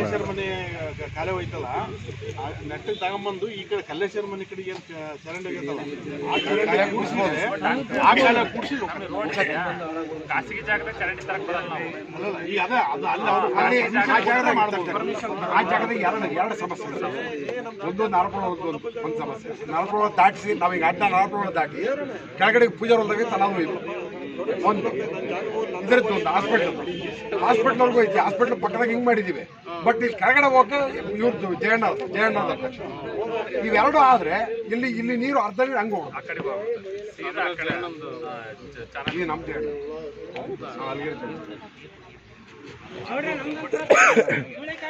ನೀರಿಲ್ಲ ಸರ್ ಈ ಕಾಲದಾಗ. ಭದ್ರಾ ಡ್ಯಾಮ್ ತುಂಬೈತಿ, ಸುಳೆಕೆರೆ ತುಂಬೈತಿ. ನಮಗೆ ಹೊಲಗಡೆ ನೀರು ಅರಳಿಕಾಲ ನೀರು ಅಂತ ಹೇಳಿ ಶೀಟ್ ಆದ್ರೆ ನೀರು ಬರ್ತಾ ಇಲ್ಲ ಸರ್. ಇನ್ನು ಅರ್ಧ ಬರ್ದಕ್ಕೆ ಹಂಗೆ ನಿಂತದ. ಈ ಕುಡ್ದಕ್ ಕುಂತೀವಿ, ಅದು ಅರ್ಧ ಬರ್ದಾಗಿ ಇದುವರೆಗೂ ನೀರು ಹೋಗ್ತಾ ಇಲ್ಲ. ನೀರ್ ಬರ್ತಾ ಇಲ್ಲ ಸರ್. ಶೀಲ್ಟ್ ಚೇತನ್ ಕುಮಾರ್ ಅವರೇ ತೆಗೆದಿದ್ದಾರೆ. ನೀರ್ ಬರ್ತಾ ಇಲ್ಲ. ನೀರ್ ಐತಿ, ಅದು ಬರ್ತಾ ಇಲ್ಲ. ಅರ್ಧಂಬರ್ಧ ಕೆಲಸ ಆಗಿದೆ. ಏನ್ರಿ ಚೇತನ್, ನೀವು ಉತ್ತರ ಕೊಡ್ಬೇಕು ಸರ್. ಏನಿಲ್ಲ, ಬೇರೆ ಪಂಪ್ ಸೆಟ್ ನೀರು ಬಿಡ್ತಾರೆ. 1 ದಿನ ಕೊಡ್ತಾರೆ, 2 ದಿನ ಕೊಡ್ತಾರೆ. ಅದನ್ನೆಲ್ಲ ಐತೆ ಅಂತ ಸರ್. ಉದ್ಯೋಗ ಖಾತ್ರಿ ಯೋಜನೆಯಲ್ಲಿ ನಾವು ಅದನ್ನ ಪ್ರಾವಿಷನ್ ಮಾಡ್ಕೊಂಡಿದ್ವಿ ಸರ್. ಸರಿಗೆ ಹೇಳಿ 9 ಲಕ್ಷ ರೂಪಾಯಿ ಪ್ರಾವಿಷನ್ ಮಾಡಿದ್ವಿ ಅದರಲ್ಲಿ. ಈ ಸಾರಿ ಅದನ್ನ ಶೀಲ್ಡ್ ತೆಗಿಲಿಕ್ಕೆ. ಶೀಲ್ಡ್ ತೆಗಿಬೇಕಾದ್ರೆ ಅದರಲ್ಲಿ 2 ಅಡಿ 2.5 ಅಡಿ ಏನಾಗಿದೆ ಅಂದ್ರೆ ಸರ್, ಈ ಬಳ್ಳಿಗಳು ಹಾಕೊಂಡಿದ್ದಾವೆ ಕೆಳಗಡೆ. ಸೊ ಅವರೇ ಲೇಬರೇ ಕೆಲಸ ಮಾಡ್ತಾ ಇದ್ದಾರೆ ಅಲ್ಲಿ. ಜನಗಳ ಸಮಸ್ಯೆ ಏನಂದ್ರೆ, ಅಲ್ಲಿ ಯಾರೋ ಒಬ್ಬ ದುಡ್ಡಿರ್ತಕ್ಕಂಥ ವ್ಯಕ್ತಿ ಏನ್ ಮಾಡ್ತಾನೆ, ನೀರು ನುಗ್ತಕ್ಕಂಥ ತೋಟವನ್ನು ತೆಗೆದುಕೊಂಡು ಆ ತೋಟದಲ್ಲಿ ನೀರು ನುಗ್ತಾ ಇದೆ, ಹಾಗಾಗಿ ಇಲ್ಲಿ ನೀರು ತುಂಬಾ ತೊಂದರೆ ಆಗ್ತಿದೆ ಅಂತ ಹೇಳಿ ಕಂಪ್ಲೇಂಟ್ ಮಾಡ್ತಾರೆ ಸರ್ ಇಂಜಿನಿಯರಿಗೆ. ನಾವೆಲ್ಲ ಕೆಲಸ ಮಾಡ್ತಾ ಇರ್ತೀವಿ. ಒಂದು 12-13 ದಿನ ಕೆಲಸ ಮಾಡಿದೀವಿ ಸರ್. ಲೇಬರ್ ಎಷ್ಟೆಷ್ಟು ಕೆಲಸ ಮಾಡ್ಬೋದು ಅಷ್ಟು ಮಾತ್ರ ಮಾಡ್ಲಿಕ್ಕೆ ಸಾಧ್ಯತೆ ಇದೆ ಸರ್. ಅವ್ರು ಮೇಲಿಂದ ಎತ್ತಿ ಹಾಕುವಂತ ವ್ಯವಸ್ಥೆ ಎಲ್ಲ ನೋಡಿ. ಸೊ ಇಂಜಿನಿಯರ್ ಕೂಡ ಕ್ಲಿಯರ್ ಆಗಿ ಮಾಡಿದ್ರು. ಅಲ್ಲೇನಾಗಿದೆ ಅಂದ್ರೆ ಸರ್, ಕಂಪ್ಲೇಂಟ್ಸ್ ಗಳು ಹೋಗ್ತದೆ ಅವ್ರು ಲೇಬರ್ ಕೆಲಸ ಮಾಡ್ಬೇಕಾದ್ರೆ. ನಮಗೆ ಗುಂಡಿ ತೋಡ್ಬೇಕು ಅಂತ ಹೇಳ್ತಾರೆ ಸರ್. ಆರೆಕೋಲ್ ತಗೊಂಡು ಕಾಲೇ ತೋಡ್ಬೇಕಂತ. ಆ ತೋಡೋ ಕೆಲಸ ನಮ್ ಕೈಯಿಂದ ಆಗಲ್ಲ ಸರ್. ಅಂತ ಯಾರು ಕಂಪ್ಲೇಂಟ್ ಮಾಡ್ತಾರೆ ಚೇತನ್? ಅದು ಅವ್ರ ಅಧಿಕಾರಿಗಳೇ ಹೇಳ್ಬೇಕು ಸರ್. CSO ಮತ್ತೆ ದೊಡ್ಡ ಅವ್ರ ಲೆವೆಲ್ದಲ್ಲಿ ನಡೆದಿರೋದ್ರಿಂದ ಇವನ್ ನಮ್ಮ AD ಅವರು ಕೂಡ ಬಂದು ನಮ್ಮ ಸ್ಪಾಟ್ ವಿಸಿಟ್ ಮಾಡಿದ್ರು. ನಮ್ಮ ಇವರಿಗೂ ಕೂಡ ಇಂಜಿನಿಯರ್ಗೂ ಕೂಡ ಆ ವಿಷಯವಾಗಿ ತುಂಬಾ ತೊಂದರೆ ಕೊಟ್ಟಿದ್ದಾರೆ ಸರ್. ಅವರು ಲೇಬರ್ ಕೆಲಸ ಮಾಡುವಂತ ವಿಷಯಕ್ಕೂ ಕೂಡ JCB ಮಾಡಿದ್ದಾರೆ ಅಂದ್ರೆ ಏನೋ ಹೇಳ್ಬೋದು ಸರ್. ಲೇಬರ್ ಕೆಲಸ ಮಾಡ್ತಿದ್ದಾರೆ. ಅದರಲ್ಲೂ 2.5 ಅಡಿ ಸರ್, ನಾವು ಎತ್ತಕ್ಕಾಗಲ್ಲ, ಅಷ್ಟು ಹುಲ್ಲಿದೆ ಸರ್. ಅದು ಪೈಪು ಬಳ್ಳಿ ಟೈಪ್ ಇದೆ ಸರ್. 2.5 ಅಡಿ ಆಳ ಪೂರ್ತಿ ಅದು ಹತ್ಕೊಂಡಿದೆ ಸರ್. ಹಂಗಾಗಿ ನೀರು ಬಿಡ್ತಾ ಇಲ್ಲ ಮುಂದ್ಗಡೆ. ನಾವು ಚೇತನ್ ಆಗ್ಲೇ ಚರ್ಚೆ ಮಾಡಿದಾಗ ಇದ್ರ ನೀವು, ನಾವು ಅದನ್ನೇ ಹೇಳಿದ್ದು. ಎಲ್ಲಿ ಸುಳೆಕೆರೆ ಕಾಲದಾಗೆ ಲೇಬರ್ ಮಾಡಕ್ಕಾಗಲ್ಲ. ಇಲ್ಲ ಸರ್ ಅಲ್ಲಿ ಮಿಷಿನ್ ಅಲ್ಲ, ನಮ್ಮಲ್ಲಿ ಲೇಬರ್ ಮಾಡ್ತಾ ಇದ್ದಾರೆ ಸರ್, ಕೆಲಸ ಮಾಡ್ತಿದ್ದಾರೆ. ತುಂಬಾ ಚೆನ್ನಾಗಿದೆ ಸರ್. ಈವನ್ AD ಬಂದು ವಿಸಿಟ್ ಮಾಡ್ತಾರೆ, ಅವರು TC ಅವ್ರು ಬರ್ತಾರೆ, ಮತ್ತೆ ಜಿಲ್ಲಾ ಪಂಚಾಯತ್ ಬಂದಿದ್ದಾರೆ, ನೋಡಿದ್ದಾರೆ. ಇಷ್ಟು ನೀಟ್ ಕೆಲಸ ಎಲ್ಲಿಲ್ಲ ಸರ್. ತುಂಬಾ ಚೆನ್ನಾಗಿ ಮಾಡ್ತಾ ಇದ್ದಾರೆ, ಮಾಡ್ಲಿ ಅಂತ. ಆದ್ರೆ ಹಂಗಲ್ಲಂತದ್ದು ಹೇಳದಂಗೆ ಇನ್ನೊಂದು ಏನಂದ್ರೆ, ಆ ನೀಟಾಗಿ ಕೆತ್ತಿ ಸೆಲ್ಕಿಂದ ಕೆತ್ತಿ ಚೆನ್ನಾಗಿ ಕಾಣಂಗ್ ಮಾಡ್ಬೋದು ಅಷ್ಟೇ. ಆಳ ತೆಗಿಯಕ್ಕಾಗಲ್ಲ, ಮಣ್ಣು ತೆಗಿಯಕ್ಕಾಗಲ್ಲ ಆಳವಾಗಿ. ಸರ್ ಮಣ್ಣು ತೆಗಿಯೋ ಅವಶ್ಯಕತೆ ಇಲ್ಲ ಸರ್. ಅದು ಅಲ್ಲ, ಮಣ್ಣು ತೆಗಿಯೋ ಕೆಲಸ ಅವಶ್ಯಕತೆ ಇಲ್ಲ. ಬಳ್ಳಿ ಬೆಳ್ಕೊಂಡು ಬಳ್ಳಿ ಹಬ್ಬಿದೆ ಸರ್, 2.5 ಅಡಿ ಬಳ್ಳಿ ಇದೆ ಸರ್. ಮೆಜರ್ಮೆಂಟ್ ಬೇಕಾದ್ರೆ ಅವ್ರು ನೋಡಿದ್ದಾರೆ, ಕೇಳಿ ಸರ್. ಲೇಬರ್ ಎತ್ತಕ್ಕಾಗಲ್ಲ, ಅದನ್ನ ಎತ್ತ ಹಾಕೋದು ಎಷ್ಟು? ಬಳ್ಳಿ ಲೇಬರ್ ಎತ್ತಕ್ಕಾಗಲ್ಲ. ಗಂಡು ಮಕ್ಕಳೇ ತಕ್ಕಿದ್ದಾರೆ ಸರ್. ನೀವು ಬಂದು ವಿಸಿಟ್ ಮಾಡಿ, ಹೇಗೆ ಹೋಗೋಣ? ಚೇತನ್, ನಾನು ಅರ್ಥ ಮಾಡ್ಕೊಂಡಂಗೆ ನರೇಗಾ ಅಂದ್ರೆ ಮಿಷನರಿ ಉಪಯೋಗಿಸಲೇಬಾರದು ಅಂತಿಲ್ಲ, ಏನಿಲ್ಲ, ಉಪಯೋಗಿಸಲೇಬಾರದು ಅಂತ ಏನಿಲ್ಲ. ಒಂದು 10% ಒಂದು 5% ಪ್ರಾವಿಷನ್ ಇದೆ. 9-10% ಇದೆ. ನೀವು ಜನರಿಂದ ಮಾಡ್ಸಕ್ ಆಗದೇ ಅಲ್ಲ ಅದು. ಅವಾಗ ಏನ್ ಮಾಡ್ಬೇಕು? ಅಲ್ಲ ಆಗ್ತಿದೆ ಅಲ್ಲ ಸರ್, ಮಾಡ್ತಾ ಇದೀವಲ್ಲ. ಈಗ ಬಳ್ಳಿ ಎಲ್ಲ ಎತ್ತಕ್ಕಾಗಲ್ಲ ಅಂದ್ರೆ ಯಾಕೆ ಸರ್? ಅವ್ರು ಎತ್ತಿದ್ದಾರೆ ಸರ್, ನೀವು ಬನ್ನಿ ನೋಡಿ. ಮತ್ತೆ ಅದು ಕ್ಲೀನ್ ಆಗೋದು ಎತ್ತಿದಾರಲ್ವಾ ಸರ್? ಸರ್ ಕೆಲಸ ಮಾಡಕ್ ಬಿಡ್ತಾ ಇಲ್ಲ. ಚೇತನ್, ಯಾರಿಗೆ ಕಂಪ್ಲೇಂಟ್ ಮಾಡ್ತಾರೆ? ಯಾರಿಗೆ ಕೇಳ್ಬೇಕು. ಸಿಒ ಮಾಡ್ತಾರ? ಕಾಮನ್ ಸೆನ್ಸ್ ಇರ್ಬೇಕು ತಾನೇ ಅವ್ರಿಗೆ. ಕೆಲಸ ಆಗ್ತಾ ಇದೆ ಅಂದ್ರೆ ಅದಕ್ಕೆ ಅವರು ಇದು ಮಾಡ್ಬೇಕು ಸರ್. ಇದು ರಾಜ್ಯ ಲೆವೆಲ್ ಅಲ್ಲಿರ್ತಕ್ಕಂಥ ಅಧಿಕಾರಿಗಳ ಒಂದು ಉಪಟಳ ಅನ್ಕೋಬಹುದು ಸರ್, ಅಷ್ಟೇ. ಇವ್ರನ್ನೆಲ್ಲ ಏನ್ ಮಾಡ್ತಾರೆ ಸರ್? ಅವರಿಗೆ ಹಿಂಸೆ ಮಾಡಿದ್ರೆ ಏನ್ ಮಾಡ್ತಾರೆ? ಆಗಿದ್ದಾಗ್ಲಿ ನೀವು ಬರೀ ನೋಡೋಣ ಅಂದ್ರೆ ನೋಡಕ್ಕೂ ಬರಲ್ಲ, ಅಲ್ಲಿ ಕುತ್ಕೊಂಡು ಕಂಪ್ಲೇಂಟ್ ಮಾಡ್ತಾರೆ. ಅಂತ ಸಂದರ್ಭದಾಗೆ ಕೆಲಸನೇ ಮಾಡಬಾರ್ದು, ನಿಲ್ಸ್ಬಿಡ್ಬೇಕಲ್ಲ. ನೀವು ಈಗ ಒಬ್ಬರಿಗೆ ಅನುಕೂಲ ತೊಂದರೆ ಆಗಿಲ್ಲ. ನೀವು ಸ್ಟ್ರೈಟ್ ಅವೇ ಜಿಲ್ಲಾ ಪಂಚಾಯತ್ಗೂ ಪ್ರೊಟೆಸ್ಟ್ ಮಾಡಬೇಕು. ಅವ್ರಿಗೆ ಹೇಳಿದೀನಿ, CSC ಹೇಳಿದೀನಿ ಸರ್, ನೀವು ಬನ್ನಿ, ಆಮೇಲೆ ನಾವು ಅದನ್ನ ಮಾಡ್ತೀವಿ. ನೀವು ಅವ್ರನ್ನ ಕರಿಬೇಡ್ರಿ. ಅವರೆಲ್ಲ ಈಗ PDO ಏನೇ ಇದಿದ್ರು ಅವ್ರು ಇವಾಗ ಏನಾರು ಹೇಳಕ್ಕಾಗತ್ತೆ ಸರಿ ಇಲ್ಲ ಸರ್ ಅಂತ? ಇವ ಏನಾದ್ರು CO ಹೇಳಕ್ಕಾಗತ್ತ? ನಾವ್ ಹೇಳ್ಬೋದು, ನಾವ್ ಹೇಳ್ಬೋದು, ಅದ್ ನಾವ್ ಮಾಡ್ಬೋದು. ಈಗ ಈಗ ಚೆನ್ನಾಗ್ ಗೊತ್ತಿದ್ದವರೆಲ್ಲ ಮಾಡ್ತಾರಂದ್ರೆ ನಾನೊಂದು ಕ್ರಮ ತಗೊಳ್ಳೋದ್ರಿಂದ ಏನ್ ಪರಿಣಾಮ ಆಗುತ್ತೆ, ದುಷ್ಪರಿಣಾಮ ಆಗುತ್ತೆ ಅಂತ ಅಷ್ಟು ತಿಳುವಳಿಕೆ ಇಲ್ಲದ ಅಧಿಕಾರಿಗಳೇನಲ್ಲ. ಯಾರೊಬ್ಬ ಲೇಮ್ಯಾನ್ ಒಂದು ಕಂಪ್ಲೇಂಟ್ ಮಾಡಿದ್ರು ಅಂದ ತಕ್ಷಣ ಅದನ್ನ ಅವ್ರು ಗಂಭೀರ ತಗೊಳೋದಾದ್ರೆ ಯಾವ್ದು ಕಂಪ್ಲೇಂಟ್ ಗಂಭೀರ ತಗೋಬೇಕು, ಯಾವ ಕಂಪ್ಲೇಂಟ್ ನ ನಿರ್ಲಕ್ಷಿಸಬೇಕು ಅನ್ನೋದು ಅವ್ರವ್ರ ವಿವೇಚನೆ. ಒಂದೇ ನಿಮಿಷ. ಈಗ ಚೇತನ್ ಅವ್ರು ಮುಂದಕ್ಕೆಲ್ಲ ಹೋಗೋದಿಲ್ಲ. ನಾವ್ ಇದನ್ನ ಚೂರು ಅವ್ರ ಏನೋ ಉದ್ದೇಶಗಳು ಮಾತಾಡೋದ್ಮೇಲೆ ಕಂಟಿನ್ಯೂ ಈಗ ನಾವು ಮಾತಾಡಿದ್ಮೇಲೆ ಅದು ಮಾತಾಡಿ ಮುಗಿಸಾದ್ಮೇಲೆ ನಾವು ಬೇಕಾದ್ರೆ ಕಂಟಿನ್ಯೂ ಮಾಡೋಣ. ಇಲ್ಲ, ಅದೇ ಅರಳ್ಳಿ ಅಲ್ಲಿ ಕಂಪ್ಲೇಂಟ್ ಮಾಡಿದ್ದಾರೆ ಸರ್ ಇಬ್ಳರು. ಚೇತನ್ ಕುಮಾರ್ 9 ಲಕ್ಷ ಮಾಡಿದಾನೆ, ಅದನ್ನ ಬರೇ ಹುಲ್ ಕೊಯ್ತಾನೆ, ಸೀಟ್ ತೆಗಿಯಲ್ಲ ಅನ್ನೋದು ಒಂದು ಪ್ರಶ್ನೆ ಅಷ್ಟೇ. ಬೇರೆಯವ್ರಷ್ಟೇ ಆ ಕಾಂಟ್ರಾಕ್ಟ್ದಾರೆ ಒಂದು ಇಬ್ಳರ್ ಮಾಡಿದ್ದಾರೆ ಕಂಪ್ಲೇಂಟ್. ಅವನಾದ್ರೂ ಲೇಬರ್ ಹೆಚ್ಚಲ್ಲ, ಅವನೇನು ಮಾಡಕ್ ಹೋಗಿಲ್ಲ. ಇಲ್ಲ, ಒಟ್ಟು ಒಳ್ಳೆ ಕೆಲಸ ಕತ್ತಿ ಅಂತ ಇಲ್ಲ, ತಗೊಂತಾನೆ ಅಂತ ಚರ್ಚೆ ಮಾಡೋಣ ಅಂತ. ಈಗ ಯಾಕಂದ್ರೆ ಟೈಮ್ ಆಯ್ತು. ಈಗ ಅವಾಗ ಈಗ ತೀರ್ಕೊಂಡು 3 ದಿನದ ಹೊತ್ತು ಕೆಲಸ ಮಾಡೋದನ್ನ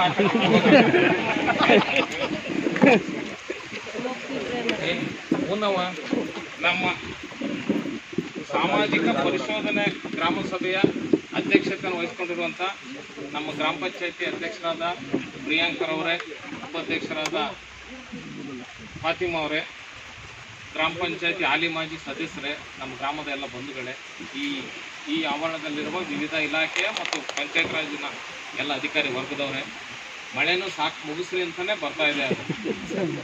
ನಾನು ಸಿಂಪಲ್ ಆಗಿ ಈ ಗ್ರಾಮ ಸಭೆಯಲ್ಲಿ ವ್ಯಕ್ತ ಆಗಿರುವ ಎಲ್ಲ ಸಲಹೆಗಳು ಕೂಡ ನನ್ನ ದೃಷ್ಟಿಯಲ್ಲಿ ತುಂಬ ಗಂಭೀರವಾದಂಥ ಎಲ್ಲದನ್ನು ಕೂಡ ಇದು ರೆಕಾರ್ಡ್ ಮಾಡ್ತಾ ಇದ್ರು.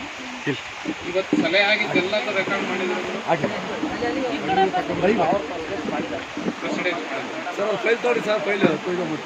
ಸಾಮಾಜಿಕ ಪರಿಶೋಧನೆ ಅಂದ್ರೆ ಲೆಕ್ಕ ಅನ್ನೋದನ್ನ ತೆಗೆದಿದ್ದಾರೆ ಅಂದ್ರೆ ನಾವು ಹೇಗೆ ಅರ್ಥ ಮಾಡ್ಕೋಬೇಕು? ಇದು ಈ ಸಭೆಗೆ ಯಾವುದೇ ಮಿತಿ ಇಲ್ಲ. ಸಾರ್ವಜನಿಕ ವಿಷಯಗಳನ್ನ ಯಾವುದಾದ್ರೂ ಚರ್ಚೆ ಮಾಡಬೇಕು. ಸಾಮಾಜಿಕ ಪರಿಶೋಧನೆ ಲೆಕ್ಕ ಅಂದ್ರೆ ಕೇವಲ ಆರ್ಥಿಕವಾದ ಪ್ರಗತಿ, ಅದನ್ನು ಮಾತ್ರ ಚರ್ಚೆ ಮಾಡಲಿಕ್ಕೆ ಅವಕಾಶ ಆಯಿತು. ಆ ದೃಷ್ಟಿಯಿಂದ ಒಂದನ್ನು ಮಾಡಬೇಕು ಮೇಡಮ್. ಇನ್ನು ಮುಂದೆ ಇಂಥ ಸಭೆಗಳು ಮಾಡ್ಬೇಕಾದ್ರೆ ಈ ಸಭೆಗೆ ಯಾರ್ಯಾರು ಬರ್ಬೇಕು ಅಧಿಕಾರಿ ಅವ್ರನ್ನ ಖಾತ್ರಿ ಮಾಡ್ಕೊಂಡು ಸಭೆ ಮಾಡಿ, ಡೇಟ್ ಫಿಕ್ಸ್ ಮಾಡಿ ನೀವು ಅವ್ರ ಅಧಿಕಾರಿಗಳು ಕರೆಯೋದಲ್ಲ. ಯಾವ ಅಧಿಕಾರಿಗಳು ಬರ್ಬೇಕು ಅವ್ರ ಸಂಪೂರ್ಣ ಅದೊಂದು ಏನಾಗುತ್ತೆ ಅಂತಂದ್ರೆ ಗ್ರಾಮ ಸಭೆ ಮಾಡ್ರಿ, ಇದಾದ್ಮೇಲೆ ಹೇಳ್ತಾರೆ. ಬಟ್ ಅವರು ಅಧಿಕಾರಿನ ನೇಮಕ ಮಾಡಿ ಒಬ್ಬ ಅಧಿಕಾರಿ ನೇಮಕ ಮಾಡ್ತಾರೆ, ನೇಮಕ ಮಾಡಿಬಿಟ್ಟು ಆದೇಶ ಹೊರಡಿಸ್ಬಿಡ್ತಾರೆ. ಇನ್ನು ಉಳಿದ ಅಧಿಕಾರಿಗಳನ್ನ ಅದೇ ಬೇರೆ ಕೆಲಸಕ್ಕೆ ಅದು ತಪ್ಪಾಗುತ್ತೆ. ಅದಕ್ಕೆ ಯಾರ್ಯಾರು ಇದಕ್ಕೆ ಬರಬೇಕೋ ಅವ್ರನ್ನ ಖಾತ್ರಿ ಮಾಡ್ಕೋಬೇಕು. ಇಲ್ಲಿ ಆಕ್ಚುಲಿ ನೀವೆಲ್ಲ ಲೈವ್ ಮಾಡ್ಬೇಕಾದ್ರೆ ಇವರೆಲ್ಲ ಏನ್ ಗಮನಿಸಿದ್ರು, ಜನರಿರ್ಬೇಕು, ಜನ ಇರ್ಬೇಕು ಅನ್ನೋದನ್ನ ಅಷ್ಟೇ ಗಮನಿಸ್ತೀರ, ಅಧಿಕಾರಿಗಳು ಇರ್ಬೇಕು ಅನ್ನೋದು ನೋಡ್ತೀರ. ನೀವು ಲೈವ್ ಮಾಡ್ಬೇಕು, ನಿಮಗಿರೋ ಜನ ಅಷ್ಟೇ, ಅಧಿಕಾರಿಗಳು ಇರ್ಬೇಕು ಅಂತ ಏನಿಲ್ಲ. ಅಧಿಕಾರಿಗಳು ಲೈವ್ ಮಾಡ್ಬೇಕು, ಅದನ್ನ ನೀವು ಅಲ್ಲಿ ನೋಟಿಸ್ ಮಾಡ್ಬೇಕು ತಾನೆ. ಇಲ್ಲಿ ಜನ 10 ಜನ ಇದ್ರೆ ನೀವು ಸಭೆ ಮಾಡಲ್ಲ. ಇಲ್ಲಿ 10 ಜನಸಂಖ್ಯೆ ಎಷ್ಟು ಇಂಪಾರ್ಟೆಂಟ್, ಸರಿಯಾದ ಅಧಿಕಾರಿಗಳ ಸಂಖ್ಯೆನೂ ಅಷ್ಟು. ಅವರು ಪರಿಶೋಧನೆ ಮಾಡಿ ಆದ ನಂತರ ನೋಟಿಸ್ ಕೂಡ ಅವರೇ ಹೊರಡಿಸೋದು, ನೋಟಿಸ್ ಕೂಡ ಅವರೇ ರೆಡಿ ಮಾಡೋದು. ನೋಟಿಸ್ ರೆಡಿ ಮಾಡೋದಕ್ಕೂ ಕೂಡ ಇವ್ರು ಯಾರು ಅಧಿಕಾರ ಇವರಿಗೆ ಹಾಂ ಅವರೇ ರೆಡಿ ಅಲ್ಲಮ್ಮ. ಅದಕ್ಕೆ ನೀವು ನೀವು ಮುಂದಿನ ನಮ್ದಂತ ಸೇರಿ ಎಲ್ಲಾ ಸಾಮಾಜಿಕ ಪರಿಶೋಧನೆಯಲ್ಲಿ ಸಂಬಂಧಪಟ್ಟ ಅಧಿಕಾರಿಗಳನ್ನ ಖಾತ್ರಿ ಮಾಡ್ಕೊಂಡೆ ಮಾಡ್ಬೇಕು. ಅದು ಅವ್ರು ಬಂದ್ಬೇಕು, ಆಮೇಲೆ ನೀವು ಕೋರಂ ನೋಡೋದು ಒಂದು. ಇನ್ನೊಂದು ನನಗನ್ಸಿದ್ದು, ನೀವು ಕಾಮಗಾರಿಗಳನ್ನ ಹೇಳ್ಬೇಕಾದ್ರೆ ಫಿಸಿಕಲಿ ಕಂಪ್ಲೀಟ್ ಆಗಿದ್ದನ್ನ ಸಂಪೂರ್ಣ ಕಂಪ್ಲೀಟ್ ಅಂತ ಹೇಳ್ತೀವಿ. ಫಿಸಿಕಲಿ ಅಷ್ಟೇ ಅಲ್ಲ, ಫೈನಾನ್ಷಿಯಲಿನೂ ಕೂಡ ಕಂಪ್ಲೀಟ್ ಆಗಿದೆ. ಈಗ ಅವ್ರು ಚೇತನ್ ಹೇಳಿದಾರ, ಉದ್ಯೋಗ ಖಾತ್ರಿ ಒಳಗೆ ನೀವು ಕೂಲಿನೇ ಕೊಡದೇ ಇದ್ರೆ, ನೀವು ಇಲ್ಲಿ ಕಂಪ್ಲೀಟ್ ಆಯ್ತು ಸರ್ಕಾರನು ಸಾಧನೆ ಮಾಡಿದೀವಿ ಅಂತ ಹೇಳ್ಕೊಂಡ್ರು, ಅವ್ರಿಗೆ ಕೂಲಿ ಹಣ ಬರ್ಲಿಲ್ಲ. ಅದನ್ನ ಪ್ರೊಸೀಡಿಂಗ್ ಮಾಡೋದಲ್ಲ, ನೀವು ಇದನ್ನ ಪರಿಶೋಧನೆ ಸಭೆನೇ ಮಾಡಬಾರ್ದು. ಓನ್ಲಿ ಫಿಸಿಕಲ್ ಕಂಪ್ಲೀಷನ್ ಅಲ್ಲ, ಫೈನಾನ್ಷಿಯಲ್ ಕಂಪ್ಲೀಷನ್ ಆಗಬೇಕು, ಭೌತಿಕ ಮತ್ತು ಆರ್ಥಿಕ. ಇಲ್ಲಾಂದ್ರೆ ಫೈಲ್ ಮುಟ್ಬಾರ್ದು. ಅವಾಗ ಅದಕ್ಕೊಂದು ಬೈಂಡಿಂಗ್ಸ್ ಇರುತ್ತೆ. ಇವತ್ತು ಕೆಲಸ ಮಾಡಿದೀನಿ 2 ವರ್ಷನೋ 3 ವರ್ಷನೋ ಬಿಟ್ಟು ಹಣ ಕೊಡ್ತೀನಿ ಅಂದ್ರೆ ಇದು ಯಾರ್ದು ಚಾರಿಟಿ ಅಲ್ಲ, ಅಲ್ದ್ರ ಯಾರ್ದು ಕೃಪೆ ಅಲ್ಲ, ಸರ್ಕಾರದ ಜವಾಬ್ದಾರಿ ಇದು. ಅದನ್ನ ನೀವು ನಿರ್ವಹಣೆ ಮಾಡ್ಬೇಕಾಗತ್ತೆ. ನಿಮಗದು ನಮ್ ಮಿತಿ ಇಲ್ಲ ಅಂದ್ರೆ ಒಂದು ಪ್ರಾವಿಷನ್ ಮಾಡ್ಕೋಬಹುದು ಅಂತ ಅನ್ಸುತ್ತೆ. ಈ ಗ್ರಾಮ ಸಭೆ ಒಳಗೆ ಕೆಲವು ಡಿಪಾರ್ಟ್ಮೆಂಟ್ಗಳಿಗೆ ಮೊದಲು ದುಡ್ಡು ಕೊಟ್ಟು ನಂತರ ಕಾಮಗಾರಿಗಳನ್ನ ಆರಂಭ ಮಾಡ್ತಾರೆ. ಆ ಥರದ ವ್ಯವಸ್ಥೆ ಗ್ರಾಮ ಪಂಚಾಯತ್ಗಳು ಬರ್ಬೇಕು. ಯಾವುದೇ ಕಾಮಗಾರಿಗೆ ನಾವು ಕಳಿಸ್ತೀವಿ, ಎಸ್ಟಿಮೇಟ್ ಕಳಿಸ್ತೀವಿ ಅಂದ್ರೆ ಎಸ್ಟಿಮೇಟಿನ ಅಮೌಂಟನ್ನು ಫಸ್ಟ್ ಹಾಕಬೇಕು. ಕಾಮಗಾರಿ ನಂತರ ಕೆಲವು ಈಗ ರೈಟ್ಸ್ಗೆ ಇದಕ್ಕೆ ಕೆಲವು ಹಂಗೆ ಮಾಡೋದು. ಮುಂಚೆನೆ ದುಡ್ಡು ಕೊಡ್ತಾರೆ. ಹಂಗೆ ಇದಕ್ಕೂ ಮೊದಲೇ ದುಡ್ಡು ಕೊಟ್ಬಿಡ್ಲಿ, ಕೊಟ್ಟಾದ್ಮೇಲೆ ಕಾಮಗಾರಿ ಆರಂಭ ಮಾಡ್ಸಕ್ಕೆ ಇದನ್ನ